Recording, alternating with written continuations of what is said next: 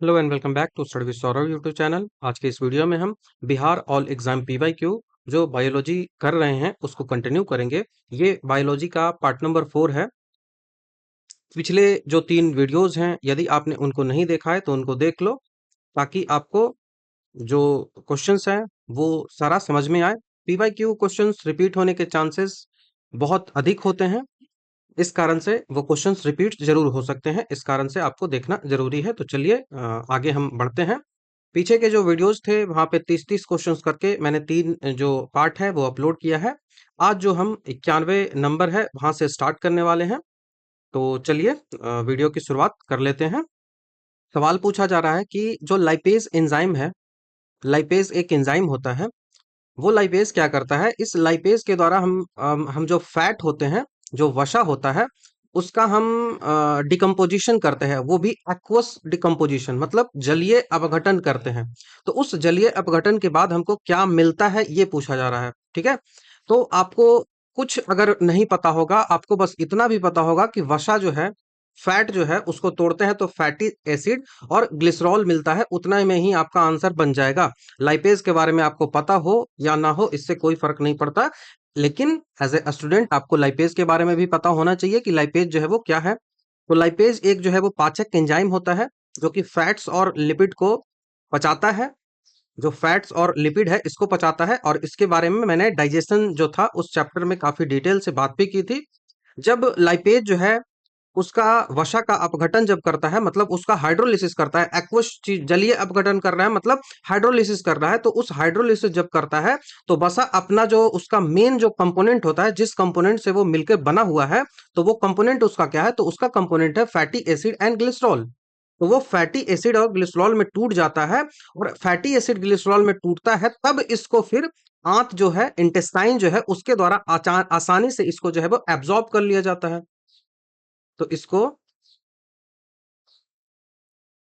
Absorb कर लिया जाता है किसके द्वारा, इंटेस्टाइन के द्वारा।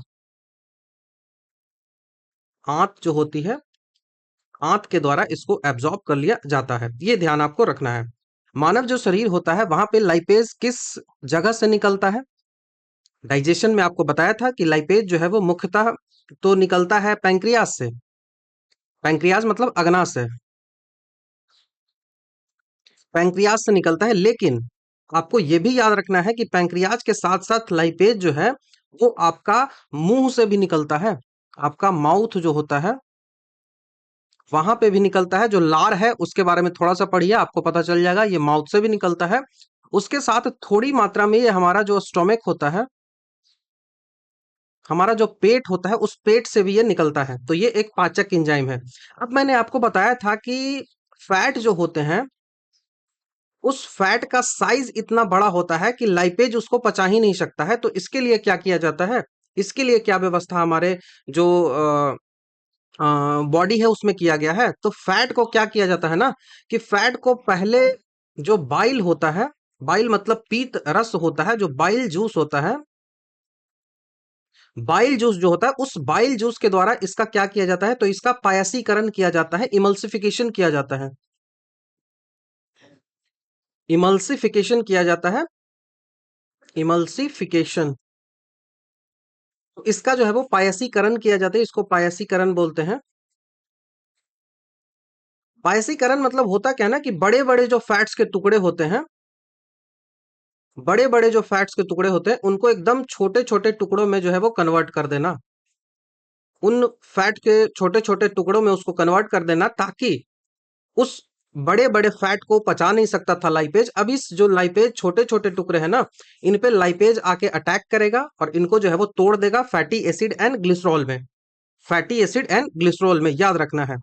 बाकी आप जानो कि अमीनो एसिड जब टूटता है तो वो क्या बनता है, तो अमीनो एसिड जो है वो किससे टूटने से बनता है। अमीनो एसिड जो बनता है वो प्रोटीन के टूटने से बनता है। प्रोटीन जब टूटता है तो उससे अमीनो एसिड जो है वो बनता है। अब इसको तोड़ता कौन है, तो पेप्सिन और ट्रिप्सिन है, इसके द्वारा ये तोड़ा जाता है। पेप्सिन और ट्रिप्सिन आपने पढ़ा होगा डाइजेशन सिस्टम में। उसके बाद हम अल्कोहल की बात करें कि अल्कोहल जो है वो हमको कब मिलता है, तो अल्कोहल तब मिलता है जब हम शुगर का फर्मेंटेशन करते हैं। तो अल्कोहल कब मिलता है? जब शुगर का फर्मेंटेशन होता है। फर्मेंटेशन मतलब किण्वन। शुगर का फर्मेंटेशन, किण्वन। ठीक है। तो शुगर का किण्वन होता है तब ये मिलता है। आपको मैंने बताया था कि एनएरोबिक रिस्पायरेशन जब होता है तो वहां पे अल्कोहल जो है वो बनता है, उसी के साथ साथ लैक्टिक एसिड भी बन जाता है। तो इतना आपको ध्यान रखना है। नेक्स्ट सवाल की ओर बढ़ते हैं। निम्नलिखित में से कौन सा प्रोटीन नहीं है? Which of the following is not a protein? Protein कौन सा नहीं है? तो यहाँ पे आपको देखेगा लिम्फोसाइट। लिम्फोसाइट क्या है? तो lymphocyte is a part of WBC. White blood carpals जो है उसका ये पार्ट होता है, ये प्रोटीन नहीं होता है। ये एक फाइगोसाइटिक के रूप में काम करता है। ये इम्यून सिस्टम को हमारा मजबूत करता है, लिम्फोसाइट। ठीक है।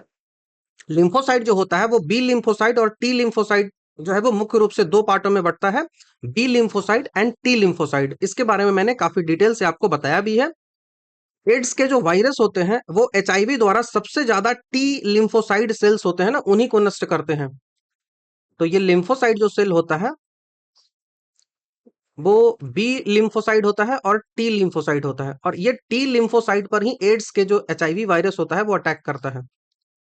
एचआईवी जो होता है, इसी एचआईवी जो होता है, एचआईवी द्वारा सबसे ज्यादा टी लिम्फोसाइट CD4 सेल जो होता है उसी को ये एचआईवी जो है वो इसी को नष्ट करता है, इसी को खत्म करता है। तो ये आपको ध्यान रखना चाहिए। बाकी बी लिम्फोसाइट 5 प्रकार से बढ़ते हैं। आगे कभी समय मिला तो चर्चा कर लेंगे इस बारे में। तो बी लिम्फोसाइट और टी लिम्फोसाइट आपको पता होना चाहिए कि क्या होता है। ठीक है। तो लिम्फोसाइट यहाँ पे हमारा आंसर हो जाएगा। ठीक है। लिम्फोसाइट हमारा यहाँ पे आंसर हो जाएगा। तो लिम्फोसाइट एक प्रोटीन नहीं है। ठीक है। बाकी हम कोलेजन की बात करें, इलास्टिन की बात करें, सिल्क की बात करें, तो ये सब क्या है? कोलेजन एक प्रोटीन है। कोलेजन एक प्रोटीन है। ये क्या होता है? तो ये त्वचा और हड्डी और मांसपेशी को जोड़ने वाला जो शरीर का सबसे प्रचुर जो प्रोटीन होता है, जो कि हमारा स्किन, उसी के साथ साथ हमारा जो टिश्यू होता है, हमारा जो ऊतक होता है उसको लचीलापन देता है। इलास्टिन बोल रहा हूँ। ये जो कोलेजन है ना, तो ये हमारा स्किन हो गया, हमारा जो बोन हो गया, हमारा जो मसल हो गया, हमारा जो मसल्स हो गया, इन सबको जोड़ने के लिए ये जरूरी होता है। इलास्टिन प्रोटीन की बात करें, इलास्टिन प्रोटीन किस लिए जरूरी होता है? तो ये जो प्रोटीन होता है वो स्किन और जो टिश्यू है उसको इलास्टिसिटी देता है। स्किन और टिश्यू जो होता है उसको इलास्टिसिटी देता है।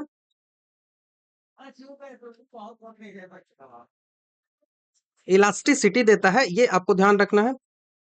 सिल्क की बात करें तो ये क्या है? तो ये एक जो नेचुरल रेशम फाइब्रन है, फाइब्रोन है। तो ये जो है वो फाइब्रोन नामक प्रोटीन से मिलकर बना होता है। कभी भी पूछा जाए तो सिल्क क्या है, तो ये फाइब्रोन नामक प्रोटीन से मिलकर बना हुआ होता है। फाइब्रोन, फाइब्रोन प्रोटीन है, उससे मिलकर ये बना होता है। ध्यान रखिएगा। आगे बढ़ते हैं। नेक्स्ट सवाल की बात करें, गुआनिन और साइटोसिन किससे जुड़ा हुआ है? गुआनिन और साइटोसिन जो है वो किससे जुड़ा हुआ होता है? ये सवाल आपसे पूछा जा रहा है। ठीक है। पहले इसको समझना है तो आपको पता होना चाहिए कि डीएनए और आरएनए जो होता है वो किससे मिलकर बना हुआ होता है। डीएनए और आरएनए किससे मिलकर बना हुआ होता है, ये यदि आपको समझ में आ गया तो सब कुछ आप यहाँ पे एक्सप्लेन कर सकते हो। ठीक है। तो पहले इसको समझ लेते हैं। तो सबसे पहले तो आपको पता होना चाहिए कि डीएनए जो होता है, डीऑक्सी राइबो न्यूक्लिक एसिड इसको कहा जाता है। और आरएनए जो होता है वो राइबो न्यूक्लिक एसिड जो होता है, वो जो होता है उसके मेनली 3 कंपोनेंट होते हैं, उससे यह मिलकर बना होता है। तो ये पॉलीन्यूक्लियोटाइड है। ये क्या है? ये पॉलीन्यूक्लियोटाइड है। तो इसके 3 कंपोनेंट की हम बात करें कि डीएनए जो होता है उसके 3 कंपोनेंट जो है वो कौन कौन से हैं। डीएनए थोड़ा सा डिफरेंस आता है आरएनए में, तो आरएनए को भी यहीं पे साथ में डिस्कस कर लेंगे। तो 3 कंपोनेंट इसको जानना है। पहला जो कंपोनेंट होता है उसका ये होता है सुगर। सुगर में भी कौन सा? तो पेंटोज। 5 कार्बन वाला सुगर होता है, उसको पेंटोज जो है वो कहा जाता है। तो पेंटोज सुगर, पेंटोज शुगर होता है। पेंटोज शुगर के बारे में क्या जानना है? पेंटोज शुगर जो होता है इसका नाम डीऑक्सी राइबोज शर्करा है। इसका नाम क्या होगा? तो deoxy ribose sugar. Deoxy ribose sugar. Deoxy ribose sugar होता है, यह जो होता है वो यहाँ पे 5 कार्बन आपको देखने को मिलेगा, 5 कार्बन आपको देखने को मिलेगा, C5H10O4, C5H10O4, तो 5 कार्बन आपको यहाँ पे देखने को मिलेगा।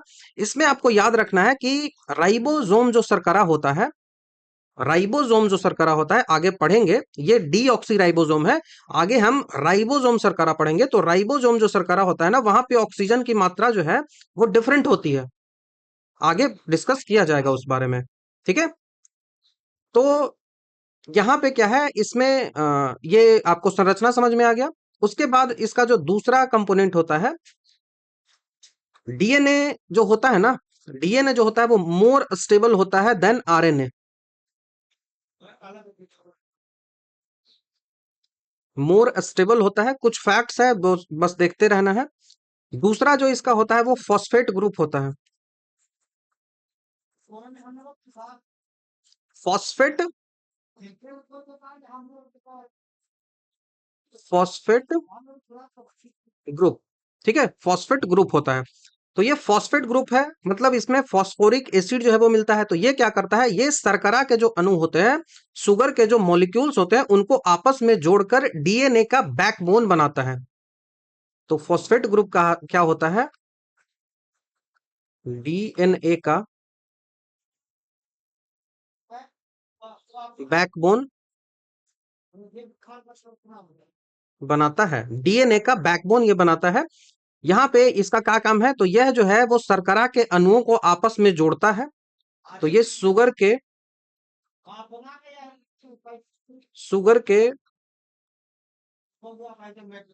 मॉलिक्यूल्स को जोड़कर रखता है, शुगर के मॉलिक्यूल्स को जोड़कर रखता है। फॉस्फेट जो होता है, इसी फॉस्फेट के कारण डीएनए जो होता है वो एसिडिक होता है। इसी फॉस्फेट ग्रुप के कारण डीएनए जो होता है वो क्या होता है, एसिडिक होता है, अम्लीय होता है डीएनए। और इस पर जो है वो नेगेटिव चार्ज होता है, डीएनए पर चार्ज जो है वो कैसा होता है, तो नेगेटिव चार्ज होता है, डीएनए पर नेगेटिव चार्ज होता है। उसके बाद इसका सबसे इंपॉर्टेंट जो कंपोनेंट है वो कौन सा है, तो वो है nitrogenous base, nitrogenous base, nitrogenous base. इस नाइट्रोजिनस बेस के बारे में क्या आपको जानना है, नाइट्रोजिनस बेस में जानो कि यहाँ पे 5 प्रकार के नाइट्रोजिनस बेस होते हैं, क्योंकि ये जो अनुवांशिक कोड होता है ना, वो अनुवांशिक कोड यहीं पे छिपा हुआ था, नाइट्रोजिनस बेस में ही आपको क्या मिलेगा, तो यहाँ पे आपको जेनेटिक कोड मिलेगा, जेनेटिक कोड आपको मिलेगा। ध्यान रखिएगा, नाइट्रोजिनस बेस जो होता है उसमें आपको जेनेटिक कोड जो है वो मिलता है। ये जो नाइट्रोजिनस बेस होता है वो 2 पार्टों में डिवाइड होता है, ये जो नाइट्रोजिनस बेस होता है वो 2 पार्टों में डिवाइड होता है। पहला जो इसका पार्ट होता है नाइट्रोजिनस बेस का, वो होता है प्यूरिन, ये प्यूरिन हो गया। दूसरा जो होता है वो पिरीमिडीन होता है, पिरीमिडीन होता है, प्यूरिन और पिरीमिडीन। अब ये जो प्यूरिन होता है ना, इसमें होता है एडानिन और गुआनिन, इसमें होता है एडेनिन और गुआनिन। उसके बाद जो पिरीमिडीन होता है, यहाँ पे जो 3 आपको देखने को मिलेगा, यहाँ पे कौन कौन से होते हैं, तो यहाँ पे होता है थाइमीन, यहाँ पे होता है साइटोसिन, और यही आरएनए की जब हम बात करेंगे तो आरएनए में यूरासिल होता है, यूरासिल इन आरएनए। तो आरएनए जो होता है उसमें थाइमीन की जगह यूरासिल जो है वो पाया जाता है। अब प्यूरिन की विशेषता क्या होती है, प्यूरिन की विशेषता क्या होती है, यहाँ पे ये समझना है आपको। प्यूरिन जो होता है, प्यूरिन कैटेगरी का जो नाइट्रोजनस बेस होता है उसमें डबल रिंग होता है, डबल रिंग स्ट्रक्चर होता है। और वहीं पिरीमिडीन की बात करें तो ये जो है वो सिंगल रिंग स्ट्रक्चर होता है, सिंगल रिंग होता है, इसमें सिंगल रिंग वाला स्ट्रक्चर होता है, ये आपको ध्यान रखना है। ठीक है, इतना समझ में आ गया आपको। अब यहीं पे ना कई सारे केमिकल बॉन्ड्स जो है वो बनते हैं, हमारा सवाल यहीं से पूछा जा रहा है। तो यहाँ पे कई सारे केमिकल बॉन्ड बनते हैं। पहला जो केमिकल बॉन्ड बनता है वो ग्लाइकोसिडिक बॉन्ड बनता है, जो कि नाइट्रोजनस बेस और शुगर के बीच बनता है। ग्लाइकोसिडिक बॉन्ड जो है वो किसके किसके बीच बनेगा, ध्यान रखिएगा। ग्लाइकोसिडिक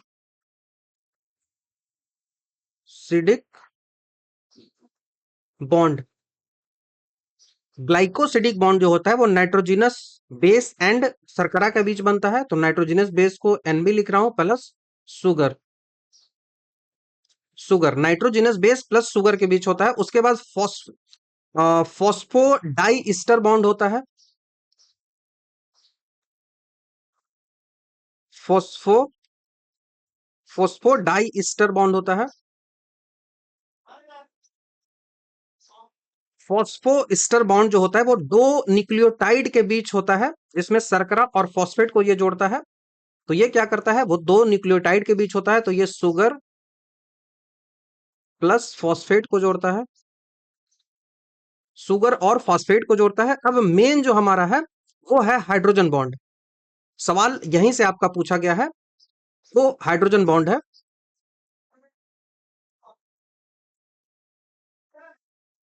हाइड्रोजन बॉन्ड जो होता है वो दो विपरीत नाइट्रोजनस बेस के बीच जुड़ा हुआ रहता है।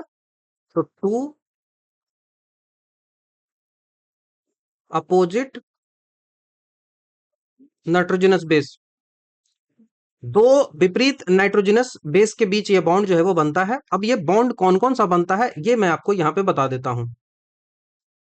हाइड्रोजनस बॉन्ड जो बनता है वो एडानिन और थाइमीन जो होता है, एडानिन और थाइमीन जो है उसके बीच का जो बॉन्ड होता है वो डबल बॉन्ड है। और वहीं जो दूसरा बॉन्ड बनता है वो गुआनिन और साइटोसिन के बीच बनता है, जिसमें ट्रिपल बॉन्ड होता है, जिसमें ट्रिपल बॉन्ड होता है। ये आपको ध्यान रखना है। तो एडानिन और थाइमीन जो होता है उसके बीच जो बनता है वो डबल बॉन्ड, और गुआनिन और साइटोसिन जो होता है उसके बीच जो बनता है बॉन्ड वो ट्रिपल बॉन्ड होता है। तो यहाँ पे गुआनिन और साइटोसिन के पूछ पूछ रहा है, तो यहाँ पे 3 हाइड्रोजन बॉन्ड बनेगा। Option number C, 3 hydrogen bond यहाँ पे बनेगा। ये आपको ध्यान रखना है। अब यहीं पे आपको ये याद रखना है कि जो न्यूक्लियोसाइड होता है वो क्या होता है। तो न्यूक्लियोसाइड जो होता है उसमें शर्करा प्लस नाइट्रोजनस बेस होता है, शुगर प्लस नाइट्रोजनस बेस। तो शुगर प्लस नाइट्रोजनस बेस जो होता है वो जहां पे ग्लाइकोसिडिक बॉन्ड बनता है वो न्यूक्लियोसाइड हो गया। उसके बाद न्यूक्लियोटाइड क्या होता है, तो ये सवाल जो है ना हर बार पूछा गया है, ये सवाल जो है वो पूछा गया है, तो आपसे पूछा जा सकता है। आप याद रखना, न्यूक्लियोसाइड पहला है, न्यूक्लियोसाइड, न्यूक्लियोसाइड। न्यूक्लियोसाइड जो होता है वो शुगर एंड नाइट्रोजनस बेस है, शर्करा शुगर प्लस नाइट्रोजनस बेस। दूसरा सवाल आपसे पूछा जाएगा न्यूक्लियोटाइड में क्या होता है, न्यूक्लियोटाइड, ये भी सवाल पूछा गया है। तो इसमें भी शुगर होता है, शर्करा होता है, पेंटोज शुगर होता है, बाकी इतना डिटेल नहीं जाएगा। इसमें भी शर्करा होता है, इसमें भी नाइट्रोजनस बेस होता है, और इसके साथ यहाँ पे जो है वो फॉस्फेट भी होता है, यहाँ पे फॉस्फेट भी होता है। यही डीएनए की मूल इकाई है। तो ये यूनिट होता है डीएनए का, डीएनए का मूल इकाई, डीएनए का ये मूल इकाई होता है। अब यहीं पे मैंने जब बताया था आपको, जब मैंने आपको पढ़ा रहा था इस बारे में, जब बायोलॉजी की क्लास में ले रहा था, तो वहां पे मैंने और केमिस्ट्री में भी, वहां पे मैंने चार गाफ रूल बताया था, चार गाफ का रूल बताया था। वहां पे बोला था कि प्यूरिन की कुल मात्रा जो होती है वो हमेशा पिरिडीन के बराबर होती है। मतलब एडानिन और गुआनिन को जब जोड़ेंगे तो वो थाइमीन और साइटोसिन के बराबर ही होना चाहिए। इसी रूल को बोलते हैं चारगॉफ रूल, चारगॉफ रूल।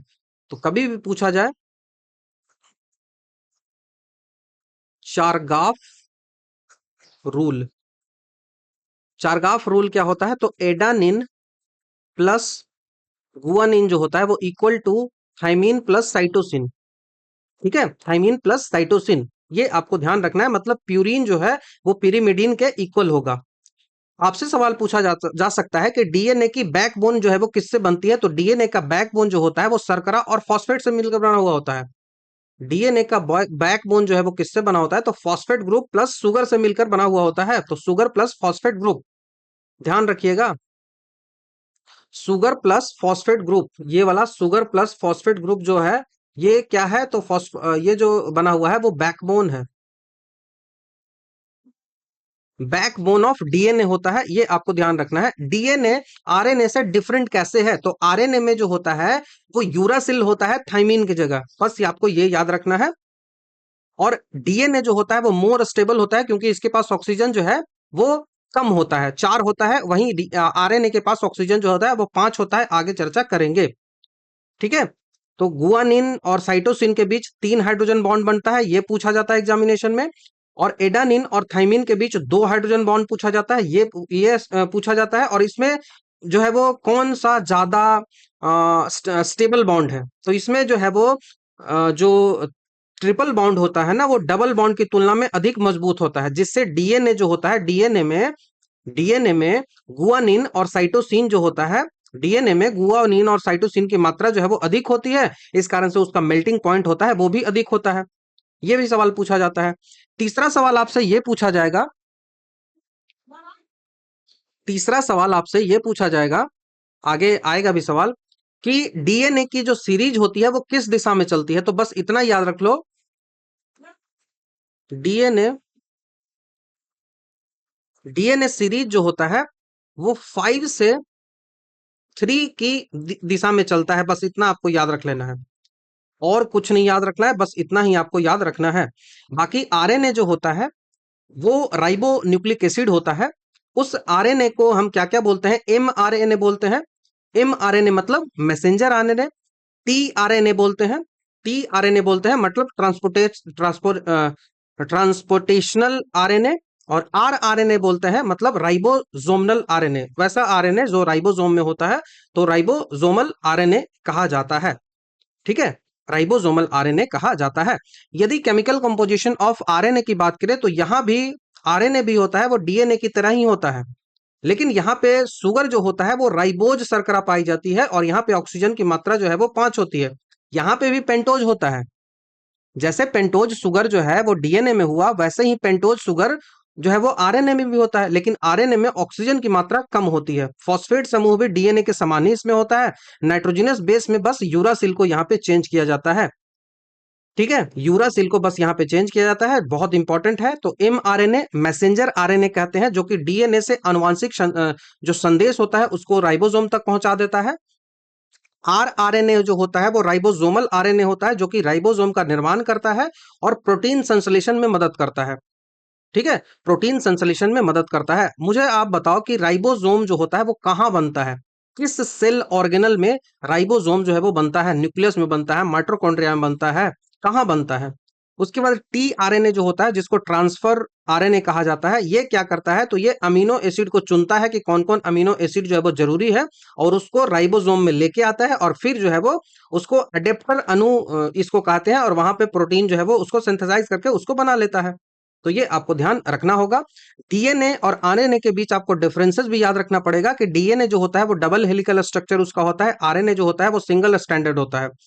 डीएनए जो होता है वो वहां पे डिऑक्सी राइबोज शुगर होता है, आरएनए जो होता है वो वहां पे केवल और केवल राइबोज शुगर होता है। वहां पे नाइट्रोजनस बेस की बात करें तो एडानिन गुआनिन थाइमिन और साइटोसिन होता है, लेकिन वहीं आरएनए की बात करें तो एडानिन गुआनिन साइटोसिन और उसके बाद थाइमिन की जगह यूरासिल होता है। स्टेबल की बात करें तो डीएनए जो है वो ज्यादा स्टेबल होता है, और आरएनए जो होता है वो कम स्टेबल होता है। क्यों? क्योंकि इसके पास जो है वो ऑक्सीजन जो है वो कम होता है, इस कारण से। ठीक है, स्थान की बात करें तो डीएनए मुख्य रूप से आपको केंद्रक में देखने को मिलता है, न्यूक्लियस में देखने को मिलता है, लेकिन आरएनए जो होता है वो केंद्रक और कोशिका द्रव्य दोनों में आपको देखने को मिलता है। ठीक है, केंद्रक और कोशिका द्रव्य दोनों में आपको देखने को मिलता है। सवाल आपसे पूछा जाएगा कि जो आरएनए है, आरएनए को खोजा किसने था, तो आरएनए को खोज जो है वो फ्रेडरिक मिसर ने की थी। फ्रेडरिक मिसर ने इसकी जो है वो खोज की थी। आरएनए और डीएनए जो है उसको दोनों को खोजा था फ्रेडरिक मिसर ने ही। सवाल बीपीएससी में भी पूछा गया है। आमतौर पर आरएनए जो होता है वो आनुवांशिक नहीं होता, लेकिन कुछ वायरस जैसे कि एचआईवी हो गया, टोबैको मोजैक वायरस हो गया, ये सब आरएनए के ही आनुवांशिक वायरस होते हैं। जैसे कि प्लांट्स वाले ऑलमोस्ट जो वायरस आपको देखने को मिलेंगे ना, वो आरएनए बेस्ड ही होते हैं, आरएनए बेस्ड ही होते हैं। आपको पता होना चाहिए कि दुनिया में केवल और केवल एक ही एंजाइम है जो कि प्रोटीन से नहीं मिलकर बना हुआ है, उस एंजाइम को राइबोजाइम कहते हैं, उस एंजाइम को राइबोजाइम कहते हैं। तो ये आपको ध्यान रखना होगा, बहुत इंपॉर्टेंट है। आपको याद रखना है कि डीएनए से ही आरएनए बनने की प्रक्रिया होती है। डीएनए से जब आरएनए बनता है तो वो क्या कहलाता है, तो उसी को ट्रांसक्रिप्शन कहा जाता है। और आरएनए से प्रोटीन बनने का जो प्रक्रिया होती है उसको ट्रांसलेशन कहा जाता है। ठीक है, तो ये आपको ध्यान रखना होगा। मैं इसको लिख भी देता हूं, जरूरी है। तो क्या होता है, पहला तो डीएनए है, उस डीएनए से क्या बनेगा, आरएनए बनेगा। इस आरएनए से क्या बनेगा, प्रोटीन बनेगा। तो डीएनए से जब प्रोटीन आरएनए बनता है, आरएनए से जब प्रोटीन बनता है, इसका अलग अलग नाम होता है। डीएनए से जब आरएनए बनता है तो उसको कहा जाता है ट्रांसक्रिप्शन, ट्रांसक्रिप्शन।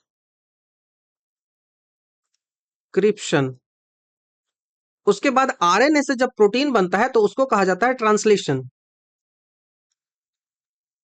हिंदी और अंग्रेजी दोनों सेम याद रखिएगा, यही पूछा जाता है एग्जाम में।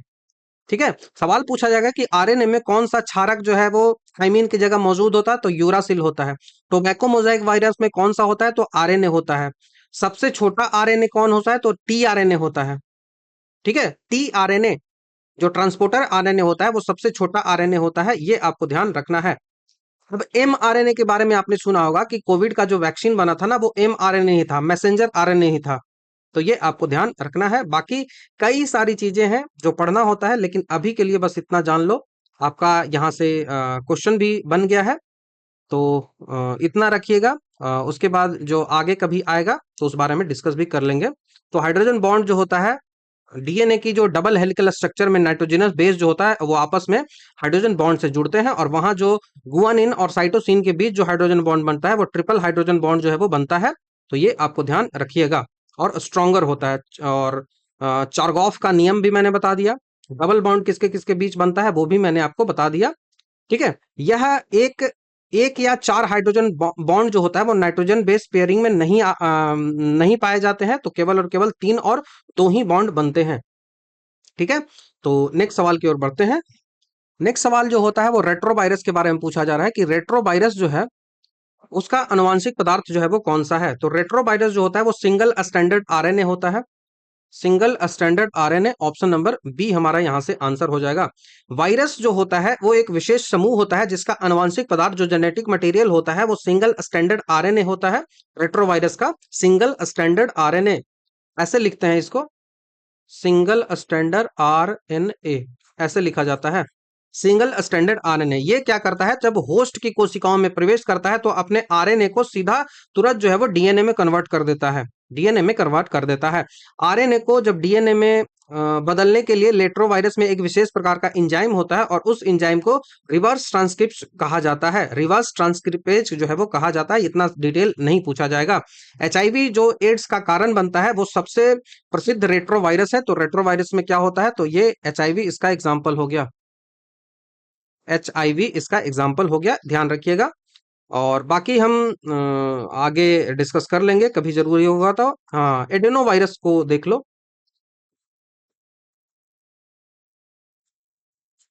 ठीक है, तो एडेनो वायरस और जो पॉक्सा वायरस होता है, ये कई सारे ऐसे वायरस है जो डीएनए में होते हैं। तो डीएनए में कौन कौन से वायरस होते हैं, तो एडेनो वायरस, एडेनो वायरस, और कौन सा होता है, तो यहाँ पे पॉक्स वायरस, और कौन सा होता है यहाँ पे, तो यहाँ पे यही दो बस याद रखो, एडेनो वायरस और पॉक्स वायरस। ये सारे वायरस जो होता है वो डीएनए में होता है। और आरएनए की बात करें, डबल स्टैंडर्ड आरएनए की बात करें, द्विरज्जुक आरएनए की बात करें, तो ये जो है वो रोटरो वायरस में पाया जाता है। ठीक ठीक है, तो जो रोटा वायरस होता है ये क्या है, ये रेट्रो है। नोट, नोट क्या है? Rota virus. Rota virus, rota virus क्या होता है? तो यहाँ पे ये डबल स्टैंडर्ड आरएनए होता है रोटा वायरस, लेकिन रेट्रो वायरस बोले तो वो सिंगल स्टैंडर्ड आरएनए होता है। ठीक है, नेक्स्ट सवाल की ओर बढ़ जाते हैं। नेक्स्ट सवाल पूछा जा रहा है कि मानव जीनोम में कितने गुणसूत्र होते हैं? तो क्रोमोसोम जो होता है वो हर जीव होता है उसमें फिक्स होता है। एक सामान्य मानव जो होता है, सामान्य मानव की जो कोशिकाएं होती है, सोमैटिक सेल्स होती हैं, उस सोमैटिक सेल का जो केंद्रक होता है, न्यूक्लियस होता है, उस न्यूक्लियस में 46 क्रोमोसोम जो है वो पाए जाते हैं। और वो जो 46 क्रोमोसोम होते हैं वो 23 पेयर में पाए जाते हैं। ये जो गुणसूत्र होते हैं वो क्या होते हैं? तो ये सोमैटिक सेल में, सोमैटिक सेल मतलब जनन कोशिकाओं को यदि छोड़ दें तो जो भी सेल होता है वो सोमैटिक सेल्स कहलाती है। तो सोमैटिक सेल का जो केंद्रक होता है, न्यूक्लियस होता है, सोमैटिक सेल का जो केंद्रक होता है वहीं पे जो है वो 46 गुणसूत्र जो है वो पाए जाते हैं, 46 क्रोमोसोम जो है वो पाए जाते हैं। ये जो क्रोमोसोम होते हैं, 22 जोड़े जो क्रोमोसोम होते हैं वो पुरुष और महिलाओं में सेम होते हैं, जिसको ऑटोसोम बोलते हैं। ये जो क्रोमोसोम होते हैं वो 23 जोड़े होते हैं, 23 जोड़ी। 23 जोड़ी में से जो 22 जोड़ी होता है, 22, 22 जिसको ऑटोसोम बोला जाता है, 22 जोड़ी जो होता है इसको ऑटोसोम बोला जाता है। ऑटोसोम जो होता है वो दोनों में इक्वल होता है, फीमेल और मेल दोनों में इक्वल होता है ऑटोसोम। लेकिन जो 23वां जोड़ी होता है ना, वो अलग अलग होता है, वो एक्स और एक्स होता है फीमेल में, और इसके साथ एक्स और वाई होता है जो मेल में होता है। एक्स और वाई जो होता है वो मेल में होता है। तो 23वां जोड़ी जो गुणसूत्र होता है, इन दोनों गुणसूत्र को क्या बोलते हैं? तो ये लिंग क्रोमोसोम, सेक्स क्रोमोसोम, सेक्स गुणसूत्र कहा जाता है। सेक्स गुणसूत्र जो है वो कहा जाता है कि जो महिलाओं में एक्स एक्स और पुरुषों में एक्स वाई होता है। ठीक है, पुरुषों में एक्स वाई होता है, तो ये आपको ध्यान रखना है। और जो है वो 23 जो है वो जनन कोशिकाएं जो होती है, वो गैमेट्स होती हैं, वो शुक्राणु और अंडाणु में गुणसूत्रों की संख्या जो है वो हिप्लॉइड नंबर होती है, और शरीर की कोशिका नहीं है। ठीक है, तो यहाँ पे जो नंबर्स होती हैं, 23वां हिप्लॉइड होता है, ये ध्यान आपको रखना है। और 22 जोड़ी आपको समझ में आ गया। ठीक है, और एक बीमारी है, जब 21वां गुणसूत्र की जो है वो संख्या एक ज्यादा हो जाए तो उसको ट्राइसोमी कहते हैं। ट्राइसोमी 21 कहा जाता है, तो वो डाउन सिंड्रोम बीमारी कहलाती है। डाउन सिंड्रोम मतलब 21वां गुणसूत्र हो जाता होता है वो ज्यादा हो जाता है, तो उसको डाउन सिंड्रोम बोलते हैं। अभी और आगे डिस्कस कर लेंगे इस बारे में, अभी यहीं पे चर्चा करेंगे तो बहुत लंबा वीडियो चला जाएगा। नेक्स्ट सवाल की ओर बढ़ते हैं। नेक्स्ट सवाल है कि आरएनए में कौन सा बेस जो है वो पाया जाता है? भस्म जो पाया जाता है जो डीएनए में नहीं है, तो हमने ऑलरेडी बता दिया है, यूरासिल। यूरासिल जो होता है उसकी जगह थाइमीन वहां पे होता है। ठीक है, यूरासिल की जगह थाइमीन होता है। आरएनए बेस की पेयरिंग कैसे बनती है?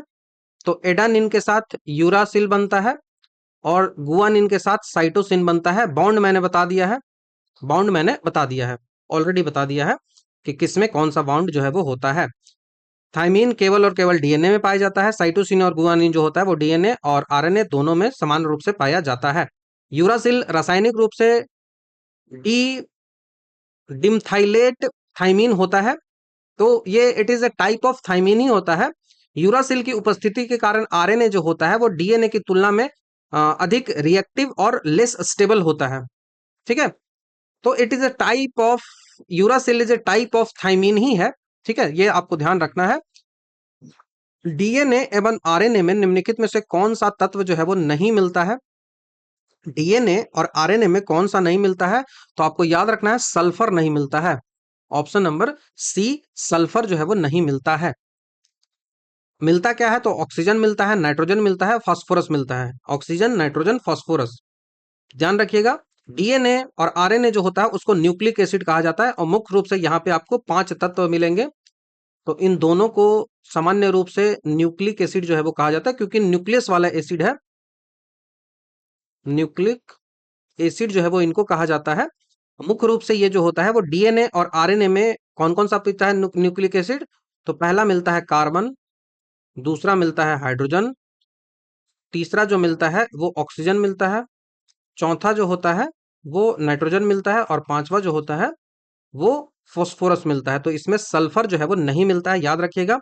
ऑक्सीजन जो होता है वो राइबोज और डी ऑक्सी राइबोज और फॉस्फेट में मौजूद होता है, तो शुगर में मौजूद होता है। नाइट्रोजन जो होता है वो बेस में मौजूद होता है, adenine, thymine, guanine, cytosine, uracil, ये सब में। और फॉस्फेट जो समूह होता है, PO4 जो होता है वो डीएनए का बैकबोन जो है वो होता है, ये ऑलरेडी हमने बता दिया है। सल्फर मुख्य रूप से प्रोटीन में पाया जाता है, विशेष रूप से मेथियोनिन और सिस्टीन जो प्रोटीन होता है उसमें पाया जाता है, तो ये मेनली जो है वो प्रोटीन में मिलता है, ये प्रोटीन में मिलता है, ये आपको ध्यान रखना चाहिए। बाकी कई सारे जो फैक्ट है वो पाए जाते हैं, पूछे जाते हैं, तो उतना डिटेल तो नहीं जाना है। ठीक है। अब एक सवाल पूछा गया था बीपीएससी एईडीओ में, 14 तारीख का जो पेपर हुआ था, वैसे कैंसिल हो चुका है पेपर, लेकिन क्वेश्चन तो जरूरी है। यहाँ पे स्ट्रक्चर पूछा गया था कि ये स्ट्रक्चर है यूरासिल का है, साइटोसिन का है, एडानिन का है, या फिर थाइमिन का है। सवाल बहुत टफ आप कह सकते हो, क्योंकि स्ट्रक्चर बेसिकली लोग नहीं पढ़ते हैं। तो ये जो स्ट्रक्चर आपको दिख रहा है, सीधी सी ये स्ट्रक्चर जो आपको दिख रहा है, वो मिला के देखो। यहाँ पे जो यूरासिल नजर आ रहा है आपका, उस यूरासिल का ये स्ट्रक्चर है। ठीक है, यूरासिल का ये स्ट्रक्चर है, जो कि केवल और केवल कहाँ पाया जाता है, तो ये ओनली RNA, केवल और केवल ये आरएनए का जो बेस होता है, उस आरएनए नाइट्रोजनस बेस में ये पाया जाता है, यूरासिल। यहाँ पे यूरासिल जो होता है उसकी संरचना में क्या क्या आपको देखने को मिल रहा है, तो यूरासिल की संरचना में आपको ऑक्सीजन है, नाइट्रोजन है, हाइड्रोजन है, तो NH और NH का ये मिल रहा है यहाँ पे, और उसके साथ ऑक्सीजन जो है वो डबल बॉन्ड में जुड़ा हुआ है। अब ये थाइमीन से कैसे अलग है? यूरासिल जो है वो मुख्य रूप से आयरन आरएनए में पाया जाता है, और थाइमीन, दोनों का स्ट्रक्चर तो एक ही जैसा है। देखो यहाँ पे भी NH है, यहाँ पे भी NH है, ऑक्सीजन के साथ जुड़ा हुआ है। यहाँ पे मेन जो डिफरेंस आता है वो CH3 का आता है। मेन जो डिफरेंस आता है वो CH3 का आता है। थाइमीन जो होता है, वो थाइमीन मूल रूप से यूरासिल जैसा ही दिखता है, लेकिन इसका कार्बन का जो नंबर 5 होता है, वहां पे एक अतिरिक्त मिथाइल ग्रुप होता है। एक अतिरिक्त यहाँ पे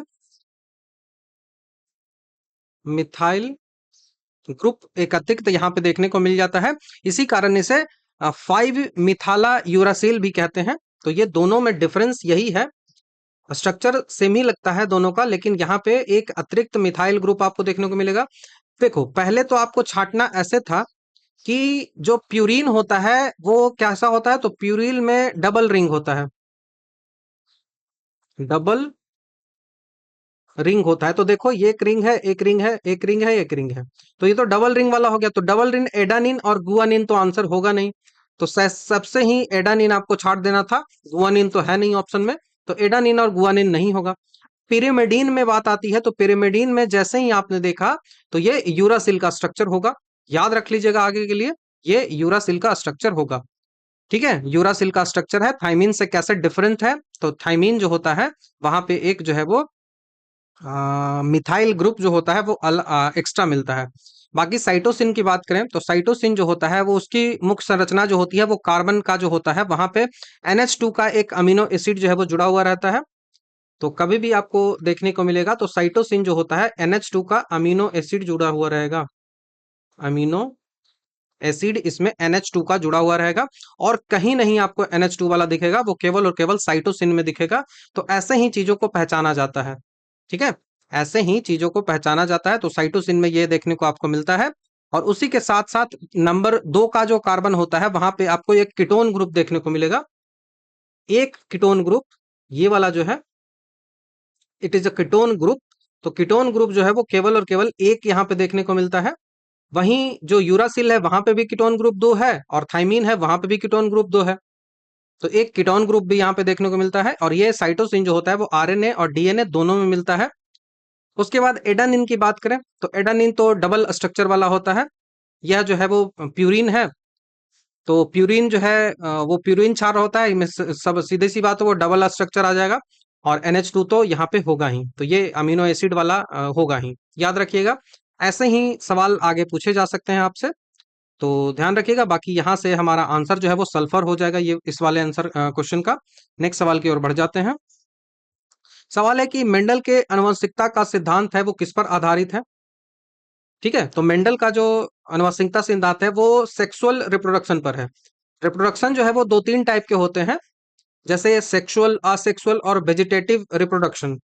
तो जो मेंडल, ग्रेगर जॉन मेंडल, जिन्हें आनुवांशिक का पिता भी कहा जाता है, उन्होंने पृथकीकरण का नियम अपनाया और स्वतंत्र अपवोहन का नियम अपनाया। उन्होंने सेग्रीगेशन का रूल अपनाया और स्वतंत्र जो अपवोहन होता है, अपव्यूहन होता है, उसके उसके रूल्स को अपनाकर माता और पिता जो होता है, फादर और मदर जो होता है, उनके दोनों को लक्षणों को जानने का उन्होंने प्रयास जो है वो किया था।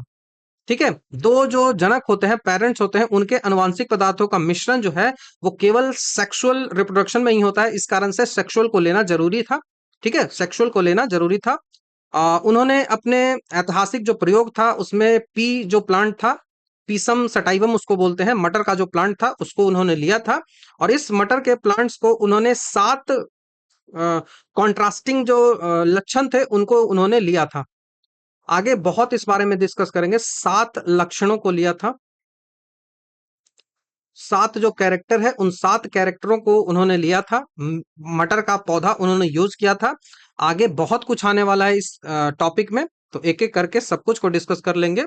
ठीक है, बाकी अभी के लिए इतना याद रख लो। बाकी असेक्सुअल और वेजिटेटिव जो होता है वो केवल और केवल सिंगल पेरेंट से ही हो जाता है, इसीलिए संतति जो है वो बिल्कुल अपने माता पिता के क्लोन की तरह दिखता है। लेकिन यहाँ पे जो है वो सेक्सुअल जो रिप्रोडक्शन होता है वहां पे इवोल्यूशन आपको देखने को मिलेगा। इवोल्यूशन आगे जो है वो चेंजेस होते रहते हैं। माता पिता जो है वो डिफरेंट होता है, माता पिता से डिफरेंट जो है वो संतान होता है। और वो किस कारण से होता है तो मैंने आपको बताया था, वो क्रॉसिंग के कारण होता है। क्रॉसिंग ओवर मेटाफेज जो कंडीशन होता है वहां पे क्रॉसिंग ओवर होता है, और उस क्रॉसिंग ओवर के कारण होता है। सेल डिवीजन जब पढ़ते हैं ना तो उस बारे में इसको डिस्कस किया जाता है, मैंने ऑलरेडी अपने वीडियो में इसको डिटेल से बताया है। नेक्स्ट सवाल की ओर बढ़ते हैं। अनुवंशिकता शब्द सबसे पहले किसने जो अनुवंशिकता शब्द है वो मुख्य रूप से किस संदर्भ में यूज किया जाता है, किस प्रोस्पेक्टिव में यूज किया जाता है? तो वो जो यूज किया जाता है वो जेनेटिक्स में यूज किया जाता है। बहुत आसान सा सवाल था, जेनेटिक्स में यूज किया जाता है। हेरिडिटी का सीधा सा अर्थ होता है कि माता पिता से संतानों के शरीर या फिर मानसिक जो लक्षण है उसका जो ट्रांसफर होता है उसी को बोला जाता है। और जीव विज्ञान की वैसी शाखा जिसमें इन चीजों का अध्ययन किया जाता है उसको जेनेटिक्स कहा जाता है। ठीक है, जेनेटिक्स कहा जाता है। बेसिक यूनिट ऑफ हेरिडिटी आपसे पूछा जाए तो वो जो है वो जीन होता है। जेनेटिक्स शब्द का प्रयोग सबसे पहले विलियम बेटसन ने किया था। जेनेटिक जो शब्द है इसका सबसे पहले यूज जो किया था वो विलियम वेटसन ने किया था। विलियम वेटसन, विलियम वेटसन ने इसको सबसे पहले प्रयोग जो है वो किया था, ध्यान रखिएगा। एनाटॉमी की बात करें तो यहाँ पे शरीर का जो आंतरिक अंगों की संरचना है उसका अध्ययन किया जाता है। और मियोसिस तो आपको पता है ये कोशिका विभाजन का एक प्रकार है। ठीक है, कोशिका विभाजन का एक प्रकार है, आगे इस बारे में डिस्कस किया जाएगा। हाइड्रा में मुकुलन की प्रक्रिया जो है वो संतानों में आनुवांशिक स्थिरता कैसे सुनिश्चित करती है? हाइड्रा एक जो है वो जीव है, उसमें जो बडिंग होता है, मुकुलन उसमें होता है। ये आपको याद रखना है, असेक्सुअल रिप्रोडक्शन का एक प्रकार होता है बडिंग, जिसमें बर्ड्स ऐसे ये स्ट्रक्चर है ना, तो इसमें ऐसे बर्ड्स निकलते हैं और ये बर्ड आगे चल के ये 2 पार्टों में डिवाइड होके जो है वो अपना रिप्रोडक्शन कर लिया। तो ये जो होता है इसमें जेनेटिक स्टेबिलिटी जो है वो कैसे अपने ऑफस्प्रिंग जो उनके संतान होता है उसमें देता है। तो हाइड्रा में जो मुकुलन जो होता है, मुकुलन का जो उद्भव उद्भव होता है वो समसूत्री विभाजन से जब होगा। तो ऑप्शन नंबर बी हमारा आंसर होगा। हाइड्रा में जो मुकुलन का उद्भव जो होता है वो समसूत्री विभाजन से होता है, मिटोसिस से होता है, इसी कारण से ये कर पाता है। मुकुलन एक असेक्सुअल रिप्रोडक्शन का प्रकार है। हाइड्रा में मुकुलन के दौरान शरीर के एक हिस्से की जो कोशिका होती है वो मिटोसिस द्वारा तेजी से विभाजित होती है और एक बर्ड के रूप में उभर जाती है और आगे चलकर वो निकल जाती है। तो समसूत्री विभाजन में जो डीएनए होता है, गुणसूत्र जो होता है, उसमें कोई बदलाव नहीं होता, जिससे नया हाइड्रा जो है वो पूरी तरीके से अपने पेरेंट्स या की तरह ही दिखेगा। तो एक मान लो कि वो क्लोन होगा, और यही जो जेनेटिक स्टेबिलिटी उसको देता है। तो जेनेटिक स्टेबिलिटी यही देता है। लेकिन हम देखो, हमारे माता पिता से हम अलग होते हैं, क्यों? क्योंकि हम में जो गुणसूत्रों की जो क्रॉसिंग ओवर जो है वो होता है, इस कारण से हम अलग होते हैं। लेकिन यहाँ पे सीधा सीधा जो पेरेंट्स में डीएनए होता है वही डीएनए मिल जाता है, इस कारण से यहाँ पे जो रिप्रोडक्शन मिटोसिस जो होता है उसमें ये देखने को मिलता है, ध्यान रखिएगा। मियोसिस जो होता है उसमें अनुवांशिक स्थिरता नहीं होती है, उनमें वेरिएशंस देखने को मिलते रहते हैं। मुकुलन का संयोजन और उत्परिवर्तन जो है, म्यूटेशन भी अनुवांशिक स्थिरता को बिगाड़ देता है। तो ये भी ध्यान रखिएगा। बाकी कई सारी चीजें हैं जो जानना होता है। ईस्ट जो है वो एक कोशिकीय कवक है। हाइड्रा जो है वो बहुकोशिकीय जंतु है। दोनों में जनन की मुख्य विधि जो है वो मुकुलन ही होता है। तो मुकुलन किसके किसके में होता है? हाइड्रा में होता है। हाइड्रा के साथ साथ ये कहाँ देखने को मिलता है? तो ये जो है वो आपको ईस्ट में देखने को मिलता है, जिसको खमीर कहा जाता है, ईस्ट में देखने को मिलता है। हाइड्रा जो है वो निडेरिया जो संघ है, निडेरिया जो फाइलम है उसमें लाई करता है, और इसमें इमोर्टलिटी जो है उसका गुण भी पाया जाता है हाइड्रा में। निडेरिया संघ आपको पता होना चाहिए। फाइलम, फाइलम जो है वो सबसे बड़ा जो ग्रुप है, फाइलम से बड़ा जो है वो किंगडम आता है। और इसके बाद जो है वो पूरा आपको याद होना चाहिए, पीसी ऑफ है, जीएस पढ़ो। पीसी ऑफ है, जीएस पढ़ो। फाइलम, क्लास, ऑर्गन, उसके बाद ऐसे करके पूरा जो है वो ये जो क्लासेस में डिवीजन होता है ना, इसको पढ़ना है। ठीक है। तो पीसी ऑफ है, जीएस पढ़ो। इसका मतलब पी से फाइलम, सी से क्लास हो गया, ओ से ऑर्डर हो गया, एफ से जो है वो फैमिली हो गया, जी से जो है वो जीनस हो गया, और एस से जो है वो स्पीसीज हो गया। तो स्पीसीज जो है वो सबसे स्मॉल होता है और किंगडम जो है वो सबसे बड़ा होता है। ठीक है। जैसे फाइलम में कौन कौन सा पढ़ते हो आप? तो फाइलम में पोरिफेरा, सेलिट्रेटा, प्लेटा प्लेटा, helminths, ask helminths, arthropoda, Mollusca और एकाइनोडर्मेटा। ठीक है। और उसके बाद कॉर्डेटा, कॉर्डेटा भी आप पढ़ते हो ना। कॉर्डेटा, कॉर्डेटा जो होता है उसी को आगे डिवाइड किया जाता है लगभग 13 पार्टों में, जिनमें इंपॉर्टेंट है वो मत्स्य होता है, उभयचर होता है, रेप्टाइल होता है, पक्षी होता है, दिन स्तनधारी होता है। तो कभी जब डिस्कस किया जाएगा इस बारे में तो पढ़ेंगे इस बारे में, लेकिन अभी के लिए बस इतना जानो। नेक्स्ट सवाल की ओर बढ़ जाते हैं। नेक्स्ट जो सवाल है वो 101 नंबर का सवाल है। इसमें पूछा जा रहा है कि निम्नलिखित में से डीएनए डीएनए प्रतिबंधन में डीएनए खंडों को जुड़ने हेतु किस एंजाइम का प्रयोग जो है वो किया जाता है? इंग्लिश पढ़ लेते हैं। पूछा जा रहा है कि कौन सा एंजाइम जो यूज किया जाता है डीएनए फ्रेगमेंट्स में।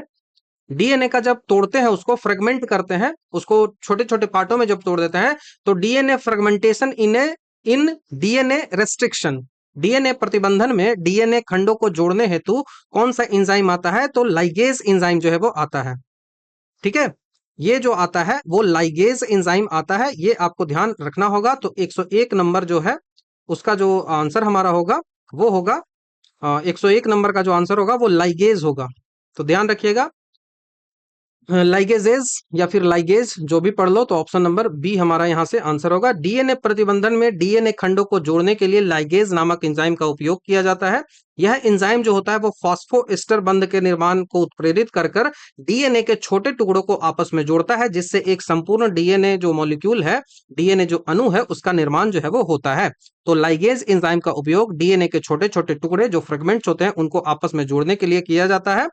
जेनेटिक इंजीनियरिंग में डीएनए रेप्लिकेशन में इसका बहुत ज्यादा उपयोग जो है वो किया जाता है। डीएनए के विशिष्ट स्थानों से काटने के लिए जो है वो रेस्ट्रिक्शन